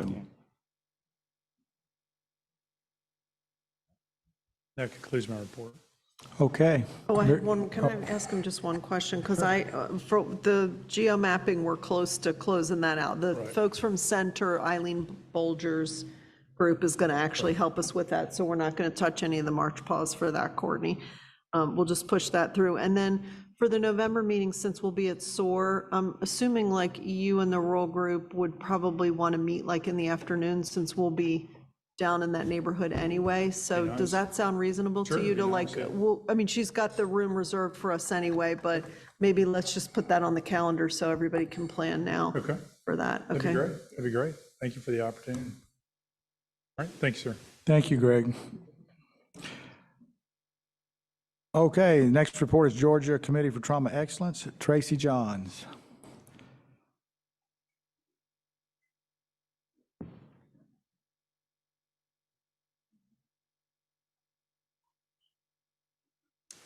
I'm gonna make this a little bit bigger.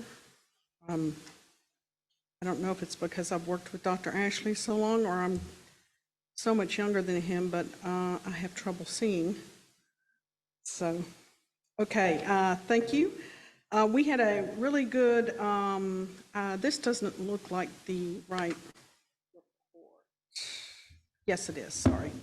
We had a really good meeting this morning, a lot of interaction, a lot of attendance, so I really appreciate that. So the TQIP data uploads for all the centers are complete. The GQIP and the state uploads are overdue pending software updates that came. There's just been a lot of problems with the latest updates. I think everybody probably should have heard from your own staff about that. We were granted registry education money, and thank you to the commission for that. And we're working toward a goal of trying to be able to start dispersing that money by the end of this year. And it'll be going through, and we will spend it all, Katie, by the end of the fiscal year, really concentrating on ATS registry courses, AIS coding courses, and really emphasizing, again, the rural, the 3 and 4s, if they haven't had those courses, and allowing the 1s and 2s to go, but maybe looking at a tiered payment system, because usually 1s and 2s do have a little bit more budget than the 3s and 4s do. So we'll be looking at that.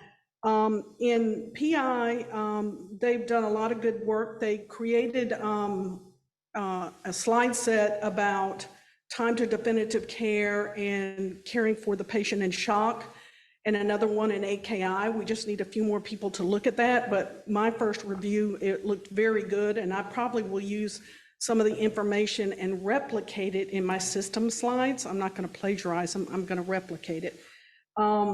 But it's very good, and their plans coming up is to create a TPM toolkit, one guided toward a level 1 and 2 trauma program manager, and then the level 3 and 4, give them resources and guidance.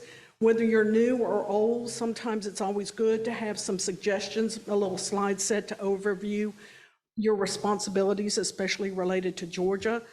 So that is in the process, and we've gotten a lot of people to volunteer and help, at the different levels with that education. Then they're also going to be looking at creating some educational resources for the bedside nurses. I believe, Kendra, was that mostly in the ED kind of guided?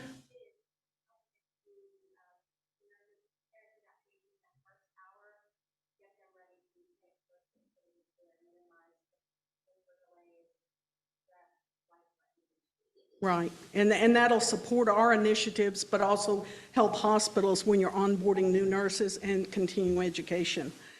Injury prevention, there are multiple initiatives, ongoing activities going on with bingo size, and advancing that with ongoing courses, back to school, stop the bleed courses. There's still several teen driving events planned for the fall.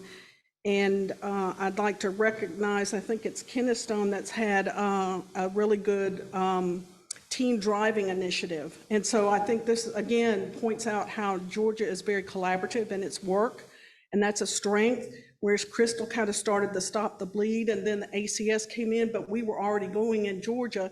So everybody has their strengths, and so we're really excited about that. Our last meeting for GCTE was a hybrid meeting. Our next meeting is in November. It will be, I believe it's online in November. And each time we go over a couple of standards, of the new standards. So we went over the TMD and TPM responsibilities and had some suggestions on how to adopt that to level 3 and 4. Today we went over what the PIPS or the PI program, what you need to do, and for a PI plan, and also took that back, showing that you have to have, that's part of the responsibility of the TPM and the TMD. So we're trying to tie all this in together. We had an excellent talk by Jesse Gibson.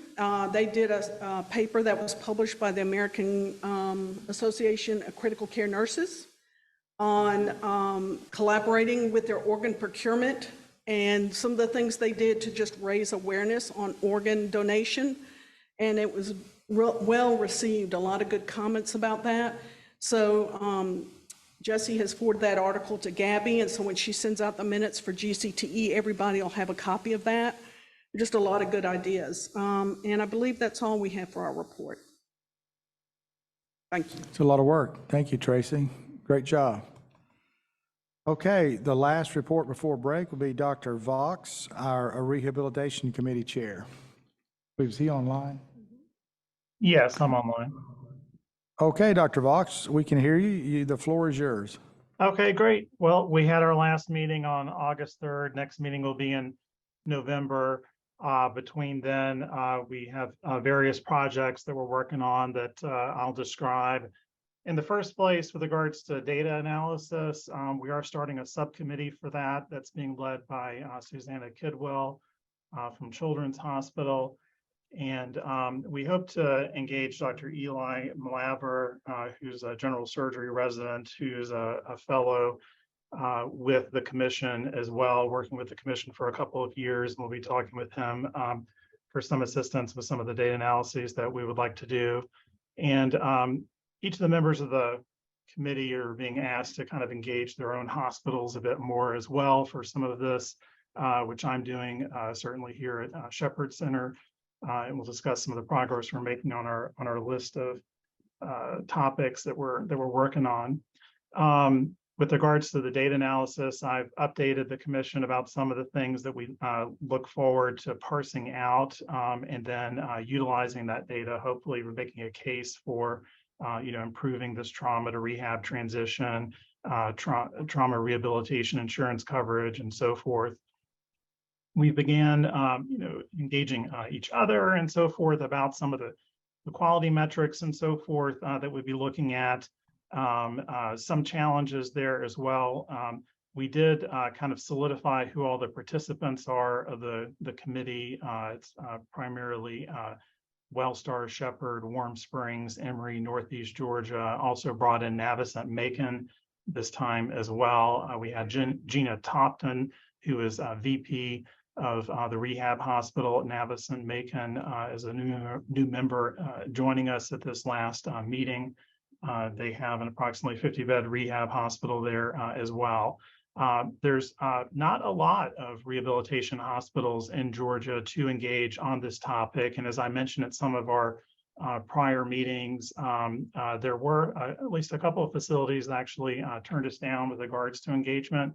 That being said, amongst those who we have engaged to have somewhat sizable rehab populations, everyone is reflecting back that they are generally willing to contribute data to the database and so forth. It's more about making that doable for everyone. But there's a lot to be done in improving that rehab transition. On that topic, we discussed the idea of actually directly engaging insurers, speaking perhaps with Georgia Medicaid, Georgia Blue Cross, and some of the other major commercial insurers as well about what can be done to speed along that process. As we gather more information to point at with regard to those issues, we can bring that up in those meetings. And we may have some special meetings surrounding that engagement in particular. With regards to quality standards, I've begun meeting with our relatively large quality department here at Shepherd Center about that and selecting some data that individual facilities, whether they're freestanding inpatient rehab facilities or LTAC rehabs like ours, ought to be able to contribute to the database. And there are certainly some challenges surrounding that, given that trauma is a subset of everyone's admitted rehab patients, and then Georgia trauma in particular, even a subset of that. In rehabilitation facilities, things like patient harms and so forth, or per 1,000 patient days and so forth, and that data can get relatively wonky pretty quick.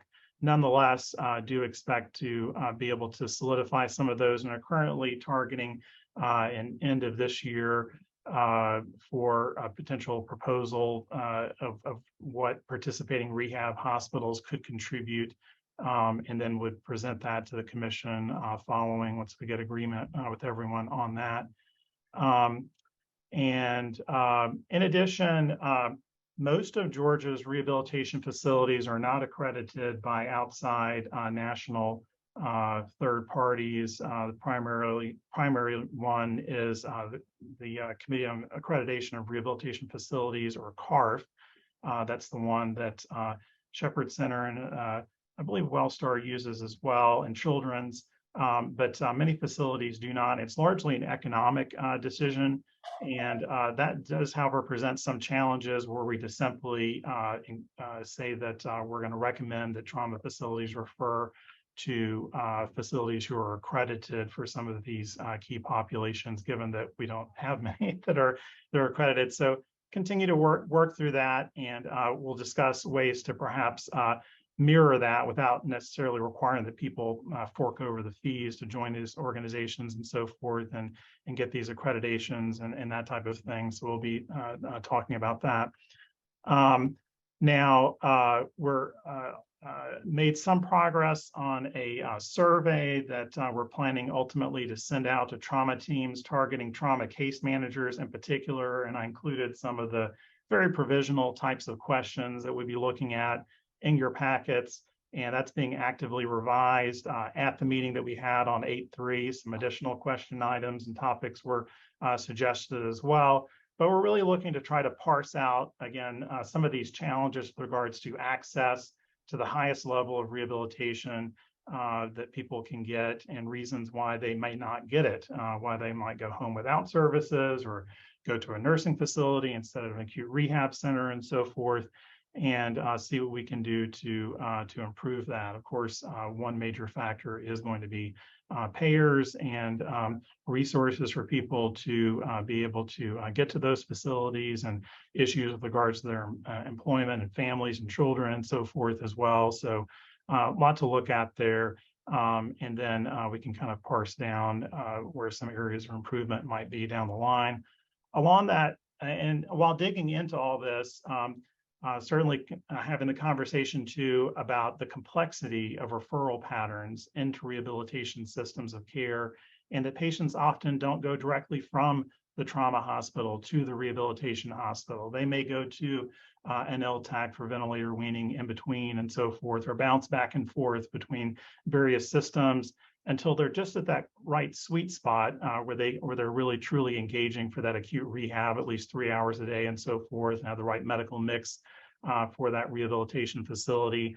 But all trauma patients, serious trauma, and their families need to be advised about the rehabilitation continuum of care, the different options available to them along the way, different resources that they will want to pursue, whether inpatient and outpatient, and some general advice about return to work and these types of things. And to that end, we discussed the idea of creating kind of an agnostic information sheet that's not from any one particular provider or system, just advising patients and families about these things, kind of the basics of getting back to independent function and work and so forth, ideally, but maybe also mentioning something about disability in that process and so forth, so that they're aware of who and where to engage and so forth. And this may help also offload harried and busy trauma case managers to some extent. At least they can also point to this information sheet as well as a general resource, something that's got the imprimatur of the Trauma Commission, isn't kind of included in our literature and so forth, and that is providing this kind of solid general advice for the healthcare consumer. So that's something that we'll be working on as well. So that's a general overview of our activities at the moment. Thank you, Dr. Vaux.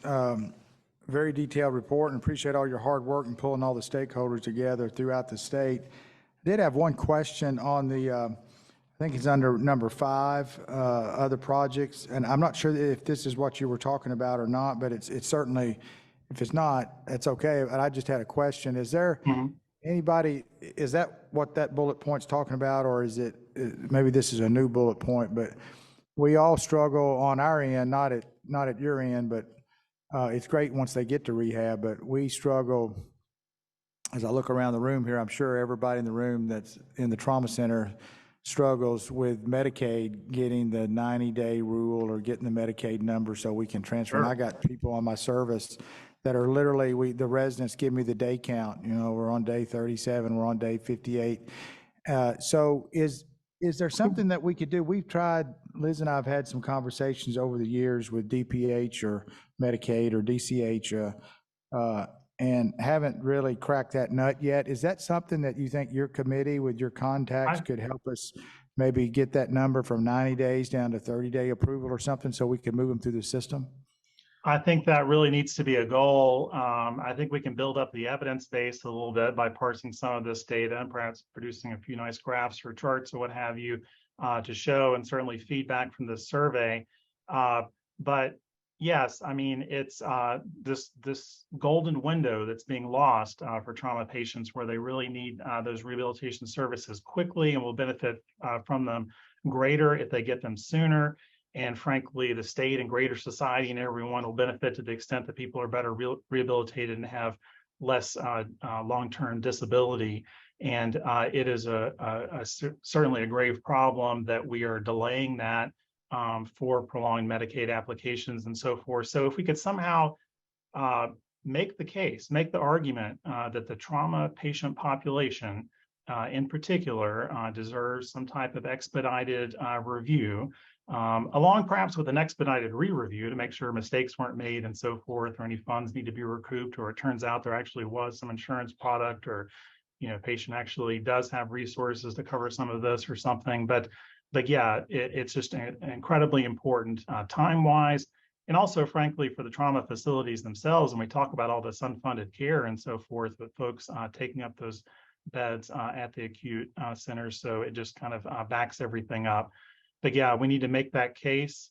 And if Georgia Medicaid can look at it from a state perspective as a whole and see potential benefit to expediting that initial Medicaid review in the case of trauma, maybe neurotrauma in particular, that would be to huge public health benefit.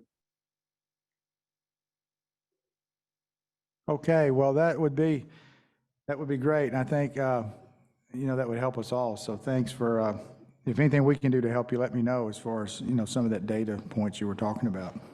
All right. All right. Thank you, Dr. Vaux.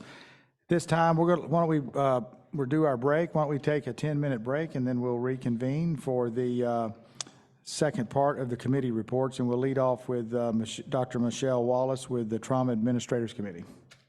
Thank you. Okay, we'll go ahead and reconvene here and move into the Trauma Centers Committee report.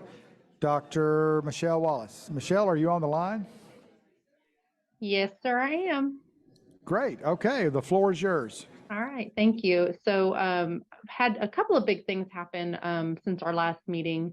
The first one around the regional trauma status communication and plan really needed image trend, our new platform for the GCC, to go live, and multiple IT delays, but it finally went live July 1st. And so we are just waiting to make sure that is stabilized, and Lori is already working on some of the communication items that we'll be able to present to the administrators group at our next meeting. We have had 2 diversion work group meetings, had lots of discussion around diversion, what some other states are doing. The group feels like the folks that participated felt like the Georgia state definition, obviously from EOMS&T, was fine. That's what needed to stay, but that we needed to put some clarity around that and what that meant. There's lots of different versions out there of what people think of, and there was also a consensus of the group to take away the word saturation. That's not a legal term. It's really ambiguous and really doesn't add any value. And there were multiple versions of that on the website. So that decision was made, and I know that that is being worked on already. So our next step, we're going to verify what those diversion definitions mean. I have one of the leaders who is working with a site in Texas that she worked with on some of their protocols, and so she's bringing those things forward for us. And the last one, finance, actually, Dr. Ashley presented the great presentation we saw today to the administrators group. I know that they received that. Gabby sent it to them. And that is the first thing on our agenda for our next meeting, to have further discussions from an administrative standpoint as to what they, their perceptions, bringing it back to their team, their legislators as well, that are on site at the hospital to figure out, what other questions do we have? I think the big thing around that, I know there was I heard lots of questions about not going for uncompensated care. And if Georgia goes down the path that we're hoping they will go, there will no longer be 10 states without Medicaid expansion. It'll be 9, and Georgia will be one of those that's no longer on that list. So I know that that is something that multiple folks across the state have been talking about for a few years. Hopefully in the next year or two, maybe, hopefully, fingers crossed, Georgia will move down that path. So that would help mitigate a majority of that cost, not all of it, but quite a bit of it from that perspective. So that's all we have. Our next meeting is in October. But we will have another work group meeting probably the end of August. I have to send out the Survey Monkey for that one too. And that's it. Any questions? Thanks, Michelle. Yeah, this is Dr. Dunn. Just a quick question. When you guys are talking about definitions for diversion, then there's a whole bunch of terms that come up: saturation, transfer closure, transfer diversion, diversion from the scene. Are you guys addressing all those kind of scenarios and trying to come up with, standard definitions for what all those mean? Or are you just focusing on we are closed to trauma, we can't take a trauma patient no matter where you're coming from? We're focusing a hospital-based status. We're not focusing on anything from the scene. That's obviously for us, EMS, they need to address that. We're focusing on what the hospital means. So right now there was, I don't have the number in front of me, but it was like 15 different categories of various diversions and saturations. The team agreed that we're no longer going to use saturation at all. It didn't have any legal value. There's no real definition for that.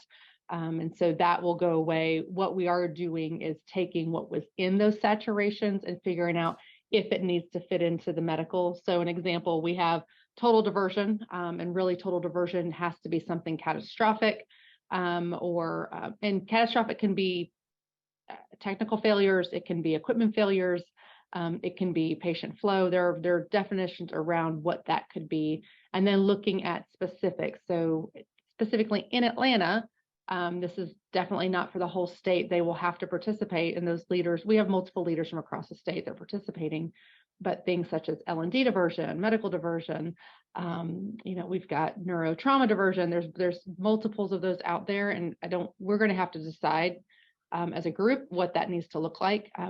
The only caveat on that is that this is the trauma administrators work group, and this is a small number of hospitals in the state. So really need to partner with GHA. We've had that discussion multiple times for our non-trauma centers and what that means to them, because when you think about a definitive care, it may be that non-trauma center that is transferring to the trauma center. And so we have to bring them in before we make any final decisions on what that needs to look like. So we're just starting with the hospitals right now, the trauma centers, what that means, and then we'll expand that out. Thank you. You're welcome. Any other questions for Michelle? Okay, thank you, Michelle. Thanks. We'll move into the Trauma Systems Performance Committee. Dr. Dunn. Thank you, Dr. Ashley. First of all, I need to apologize for not getting my committee report in the binder. That will be rectified for upcoming meetings. So we have a few issues. We met back in July, the Trauma Systems Performance Committee. We used to be the Data Subcommittee, and now we got mission creep, and now we're the Systems Committee. So thanks, Dr. Ashley. Appreciate that. The one project that we've been really working on is the Armband project in conjunction with the Office of OMS&T. That was a pilot project, and that has now been launched. They have occurred 78 patients. It's unclear exactly if those are all from the scene or if how many of those are transfer patients. But those are 78 patients who have actually received the Armband. We're trying now to connect with the trauma registry based on the ESO issues that we had with the uploads. That has not been linked into ImageTrend yet, so we're still doing that. And like I said, this is a pilot project, so we're trying to work out all the kinks for that. So hopefully we'll have some information. I'm sure we'll get some more updated information from the OMS&T report later this meeting. Next is the trauma data report from the state. That has also unfortunately been delayed due to the mapping issues with ESO. We hope to have that. Once that we're able to link ESO and image trend together, they'll be able to analyze the data from 2023 and 2022. So we hope to have some solid data from that coming soon as those kinks are worked out. The whole purpose of the committee initially was to kind of figure out the ditch to door issue and to try to get some data behind that. And we were kind of hoping that the armband project was going to provide that for us. It's becoming more and more narrowed because the funding is now restricted only to motor vehicle crashes. And right now, the amount of education that's required from all the entities that's involved in putting an armband on a patient is looking like more and more like that may not be feasible for what we want to try to do. We're still going to go through with the pilot project.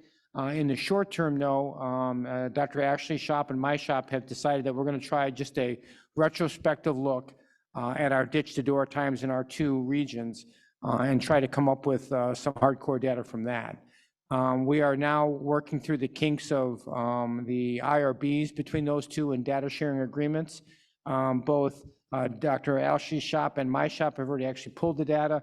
We just can't share it with each other until we get the IRB approved, and hopefully that's going to happen within the next month. I was kind of hoping to have some hardcore data for you for this meeting, but the data use agreement, once you get lawyers involved, everything slows down. And so they are involved, but hopefully we're going to get that kinks worked out and we'll be able to start getting some hardcore data available. Any questions? It looks like Courtney has a question. So the ditch to door data that y'all are working on, will that be just gross data, or will y'all be able to dial down or get some idea of why the delay, assuming there is a delay? Right now, it's probably most likely based on the PI data that's involved in our registries. We're going to take a 30,000-foot view, look at it first, and find out how long it took from us to get to ditch to door, and then we'll be able to hopefully be able to break that down from ditch to first hospital, how much time at the first hospital, how long from first hospital to second hospital. So we'll be able to get those times pretty solid, but based on the PI from the level 1 center as to what the delay in care was, that'll determine how much information we're going to have as to what the delay was. It'll be easy to determine if the primary hospital took too long to refer to the trauma center, but it's going to be more challenging to determine if there was an EMS delay and what the delay was. Was it, finding a rig, or was it, I just didn't call the trauma center in time? Typically, it's going to be the former, not the latter, but we won't know until we actually pull the data. Any other questions? Mr. Chairman, that concludes my report. Thank you, Jim. We'll move into the Trauma Medical Directors Report Committee. Dr. Vassie. All right, thank you guys very much. First of all, I think the biggest goal that we have is revitalization of the Trauma Directors Committee. We've been working on that for a little bit of time, but everything that follows is pretty much pointed towards that goal. I'll start with the survey. I wanted to accomplish 2 things with the survey. One is to get an idea about engagement, to get a surrogate measure of that and identify some of the more active members of the committee that can help move the needle a little bit. So that's a selfish goal for the committee, but I really wanted to also focus on something we just talked about and get an idea about perception of delays for transfer as it dovetails into the ditch to door. I know that's a challenging, it's a big gorilla to tackle, and I think so. The nuts and the bolts of the survey, the idea is that we'll ask questions geared towards what the trauma directors at their different level centers perceive as the problem with not only getting patients out but getting patients in. So hopefully we'll get some useful data out of that in addition to the engagement part. And secondly, we've been working on redistribution of the early transfer guidelines. There was a poster that was sent out many years ago that was very effective at emphasizing what at the time was pretty much rural trauma team development course concepts about early transfer. March Pause initiative has taken that and in a very similar direction, but before I went through the nuts and bolts of making changes to the poster before it goes out again, I want to make sure it aligns with that. So those are the two main projects that serve the primary goal of reinvigorating the committee so we can hopefully produce some useful information for the commission moving forward. I was glad to hear you say that, Matt, that about aligning with March Pause. I think that you coming online with the committee here and that being one of your initiatives, that's perfect timing. So I think that will help a lot and tie into what we're already doing. So these are great goals to get started. Really, really good. And I would just say that as we come up with the specific questions and how we word those for the survey, I'd certainly be open to input if you guys have it as it relates to transfers and early decision making. And thanks for being willing to step up and take charge of the committee. Absolutely. Okay. What?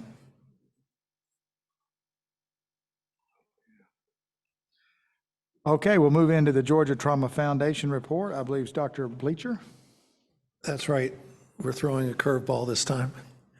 I'll give the report and Cheryl will catch me if I stumble. Do we have the, thanks.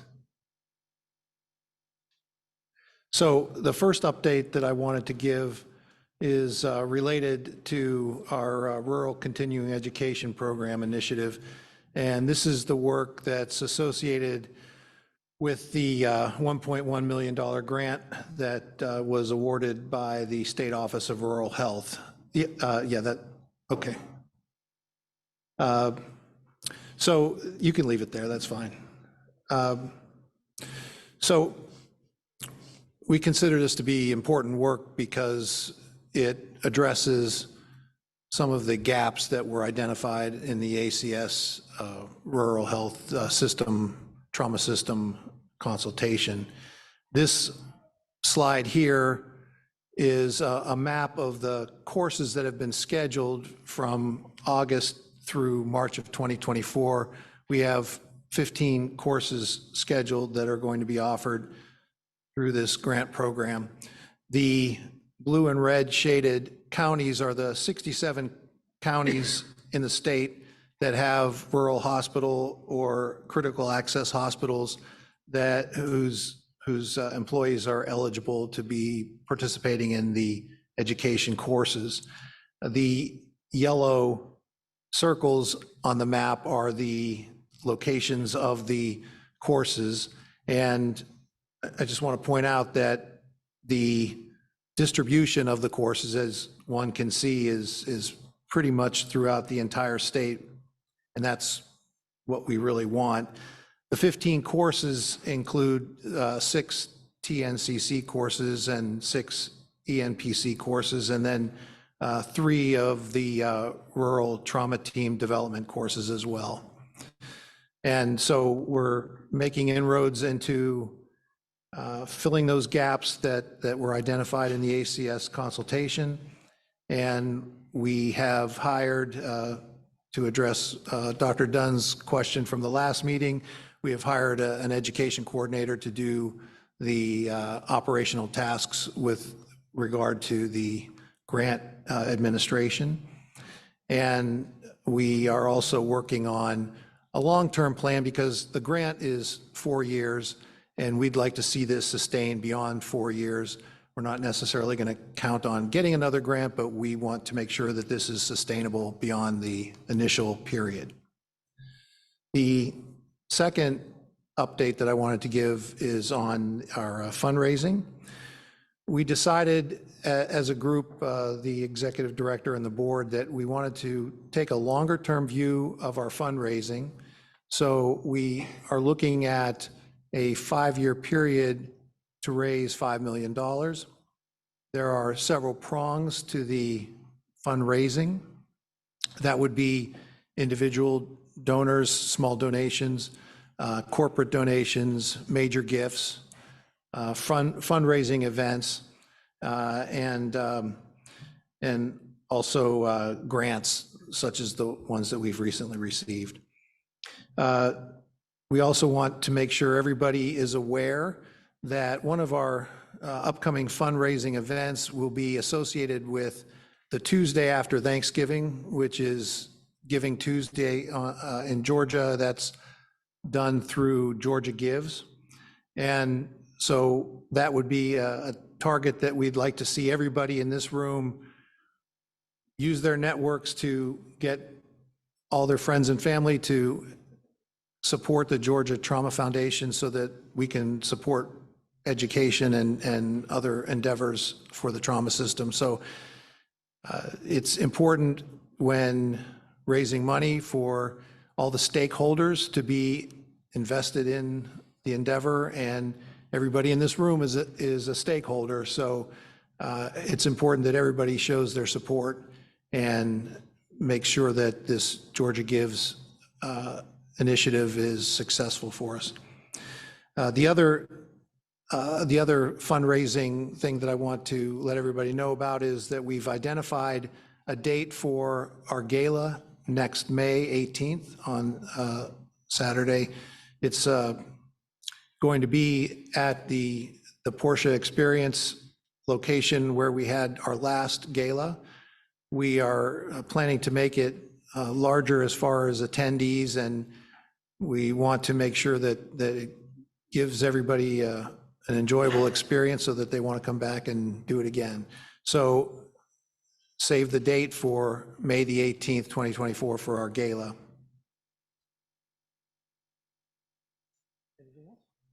We're good? Okay. I guess I didn't stumble. Any questions? I'm embarrassed to ask, is there a Georgia Foundation website that people can go to? There is, yes. Okay, and what's that called? Just Georgia Georgia Foundation? Trauma Foundation. Okay, Yes. great. And then I would imagine that there's a way that they can give on that. There's a button that they can just press and they can donate money to. Is that correct or not? So at the moment, no, there was. Okay. There are some issues about the vendor as far as who we get to do that. So we do anticipate that will be available again, but for right now, no. And if anybody is itching to pull out their wallets, they can talk to Cheryl and she'll give you the available ways that we can take your money for the Georgia Trauma Foundation. Okay, so for Giving Tuesday, how would people donate money to that? So that's done through, it's a central, there are all the foundations in Georgia that are collectively working together. So it's a centralized system for donating. Okay, Yeah. okay. And then you can, based on, you can just pick which organization you want to donate to? Correct. That's correct. Yeah. Right. Right. Got it. Your choice is Georgia Trauma Foundation. Just a thought with the young folks, you know, you mentioned Zelle, Venmo, $5 here, $10 there as you get into colleges and things. And you're starting to build a portfolio on some cool stuff to look at and say, hey, I think people fork out $5, $10 here and there, but they're only going to do it on Venmo or something. So you're probably going to need to get to a lean, mean digital way of doing it. Even I can do Venmo. So it's easy. You can teach old dog new tricks. Yeah, I only have to do that because my kids, Boomers and Venmo are scary together. If I hand them cash, they don't want it. Can you Venmo that to me? Sure. Okay. All right, I'm having fun. Okay, is that anything else, John? Okay. Your picture looks really nice in the brochure too. I like that. Okay, very nice. Okay, we'll move into the Georgia Quality Improvement Program. Dr. Todd and Gina, or just Dr. Todd? I can't see Gina back there. She's back up to. You're the wind boat underneath his wings. Okay. All right, I'll go through this briefly. The first is our work groups. So we sunsetted the last work groups, and the first two work groups are going to work with, are somewhat in line with you guys already looking at, is time to definitive care, and then a VTE work group. Those are two of the areas specifically when Arbormetrics comes on, they'll be looking at first. So it gives us an ability to really see what we're doing and measuring our outcomes of those metrics. We're planning to really start kicking those off at this meeting and identifying some lead volunteers to kind of serve as the champions for those two work groups. I mentioned Arbormetrics briefly, and I know Liz mentioned it earlier. It's delayed, obviously looking towards the end of 2023, beginning of 2024. We do have a call with their leadership coming up, I believe, the last week of August, to have a little bit of a discussion about the delays, why they're occurring, what the opportunities are. So more to come on that. And I believe that call is set up for the last week of the month, if I recall it correctly. The next is just peer protection and data use policies. Continue with the PSO attorney and will apply for the application to be a PSO by AHRQ towards the end of this calendar year. But we've been doing all the required processes and working through that. And that's critical from the standpoint, I think most people know at the meeting tomorrow, we'll have a closed session. And when we look at our data, we'll de-identify the data by center. We'll start looking at cases, first ones tomorrow, and this will kind of protect us from a HIPAA perspective and legally for all the centers. So that's a lot behind the PSO. Anything else on the PSO or? As far as those protections about what we do around the quality work, it'll really be a feather in our cap, I believe, as we, for GQIP. I know Michigan Surgical Collaborative is a PSO. So working with this PSO attorney, it's really kind of eye-opening. I think it'll be great. We actually already do a lot of work that a PSO does. So it'll just put that structure around us and give us those federal protections for our quality work, and protect our work product from that standpoint. So I think those pieces will be really great for the PSO, and just kind of put all that together. And then lastly is the Trauma Advisory Committee. We continue to meet monthly. We'll be meeting right after this from 5 to 6 over some drinks just to touch base, see where we're at, get an idea of which direction we're going. So I'd be happy to entertain any questions. I think you probably ought to do a little victory lap and maybe pat yourself on the back a little bit for what you're going to do tomorrow, because if I don't want to steal your thunder, but you know, we're going to a place where many states have not been able to go, and don't let me misstate it, but so jump in at any time. But basically, we're starting to share best practice. We're starting to look at complications. We're starting to really unblind some data and say, we didn't do so well here, what could we do better? And other centers are going to learn, and I know because I'm presenting one of my problems tomorrow, and what we could have done better. And this is the highest level of performance improvement, where you learn from things that maybe didn't work out so well. So I think you should, it's taken a long time to get there, I think you should take a little more credit for that and brag on yourself a little bit. I appreciate that. It's definitely a team effort.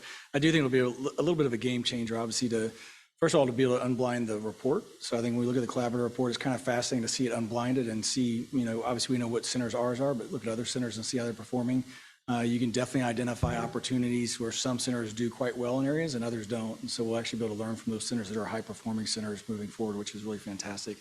And then to your point, I think being able to look at cases, you know, it's a first run it tomorrow, so we see how it goes, and kind of, I'm sure it'll be reiterative in its process, but we're looking forward to it. So thank you so much, Dennis. Appreciate it.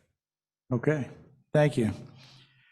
Okay, next report is Office of EMS and Trauma. I believe that'll be Miss April Moss. I see her coming to the lectern.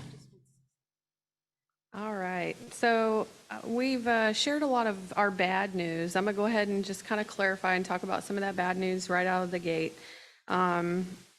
The registry data, the mapping issues, the struggle with getting those. I do have a happy update with that, though. Just from today, we did find out we finally got Dan Lynn her access to the 2021-2022 records. So she is going to begin doing the annual reports for both of those years. So we are good there. Okay. That was a very lengthy process. And we did the users with the registry subcommittee, the data dictionary was finalized for 2023. And we were going to start working on the 2024 schemas, and we're stay tuned for decisions that we make. We're working very closely with Liz and and Gina on the data and the registry issues. We assure you we want the data to be valid. So whatever decision that we make and how we're getting that data, how we're pulling it into these sites, we're going to make sure that there's no problems with it. I think that's why it's taken so long in the first place, is they are going line by line in these pick lists in every data element to make sure that everything is lining up the way it's supposed to, so that we're not publishing any erroneous data. So stay tuned on a little more of that. As far as the armband project that we already mentioned, so that pilot project has begun. It's in Lumpkin County and Hall County, and it is with law enforcement, EMS, and AIR. And so, yes, we are starting to receive some of those numbers, and hopefully be able to expand that project a little further once we see that it's working. Kelly couldn't be here today. She had a conflict with another regional meeting. She has, a lot more details on the armband project than I do, but I'm just kind of reading what her report was. Okay, so for our significant events, so we've had a really busy 6 to 8 months, I guess I could say. So we have had the ACS consult visit right at the beginning of the year. Obviously, we started addressing some of those issues, tackling them right out of the gate. But one of the things that we wanted to do was get all of our centers caught back up with verifications, designations, site visits, things of that nature. So we have brought on new facilities. We have a brand new level 3 state designated facility. They were designated in June of this year. We had 3 ACS initial verification visits for level 2 centers in June. We are still pending all those finalized reports, but everything went really well. We did have a level 3 ACS initial verification visit, and that was in July. Of course, still pending that report. We have new visits coming up. We have 5 in the works right now. So there are there's 4 level 4s, a level 3, and a level 2, all seeking state designation. The earliest one will have a site visit in February of 2024. So we're very excited about that. Lots of growth happening. We've been working really closely with Liz and Gina as well in taking them with us to these tabletop visits so we can fully explain not just the designation process, but the metrics that they have to meet for their performance-based pay, all of that. So we're approaching them as, a unified front, telling them everything that they need to know up front. And all of these centers seem very enthusiastic and are working towards these designations. The state trauma program coordinator is still in a selection process. Again, this has been a long process, but we are trying to make sure that whoever gets that position is the right person and that they are going to be fully committed and want to help make this system better. So still looking for that perfect candidate. We have been working on revising the state trauma plan. So ACS said that our plan was outdated, which it was. So we have been taking a look at that. We're starting that plan with identifying the essential trauma system elements from the new white book. There are 12 of them.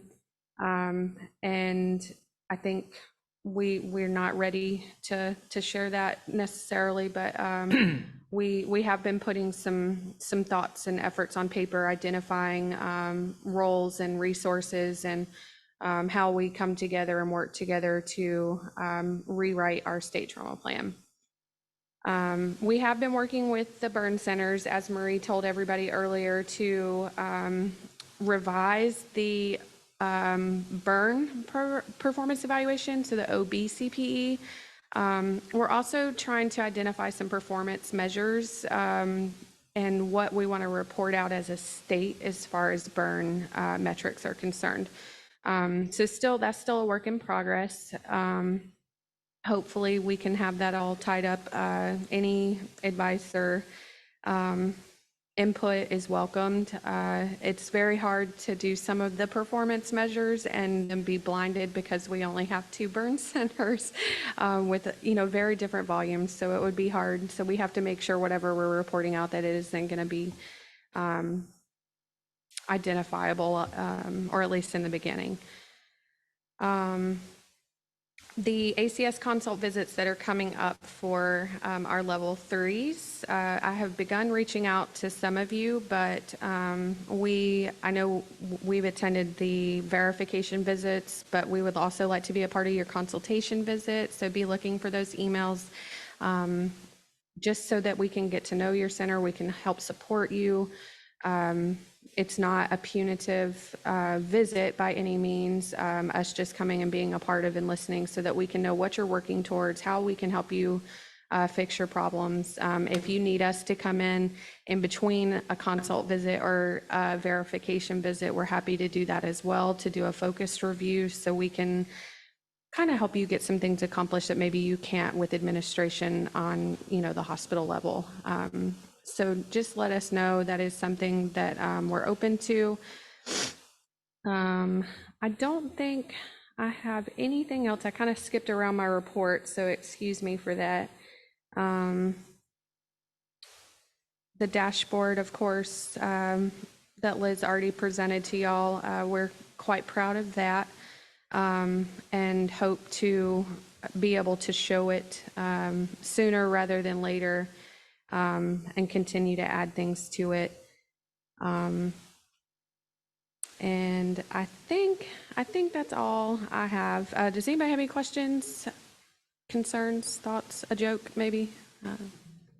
Yeah, April, first of all, thank you for your dedication in stepping into the void with Renee retiring. You've done a fantastic job, and we appreciated working with you. So thank you for your leadership in a desperate time, for sure.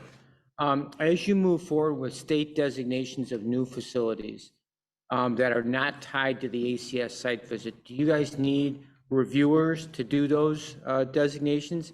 And if so, how do we help you with that? Yes. So as long as the reviewer is not from, if they're part of a system, we ask, you cannot review your own system, or really, I would say outside of your region is what we would prefer.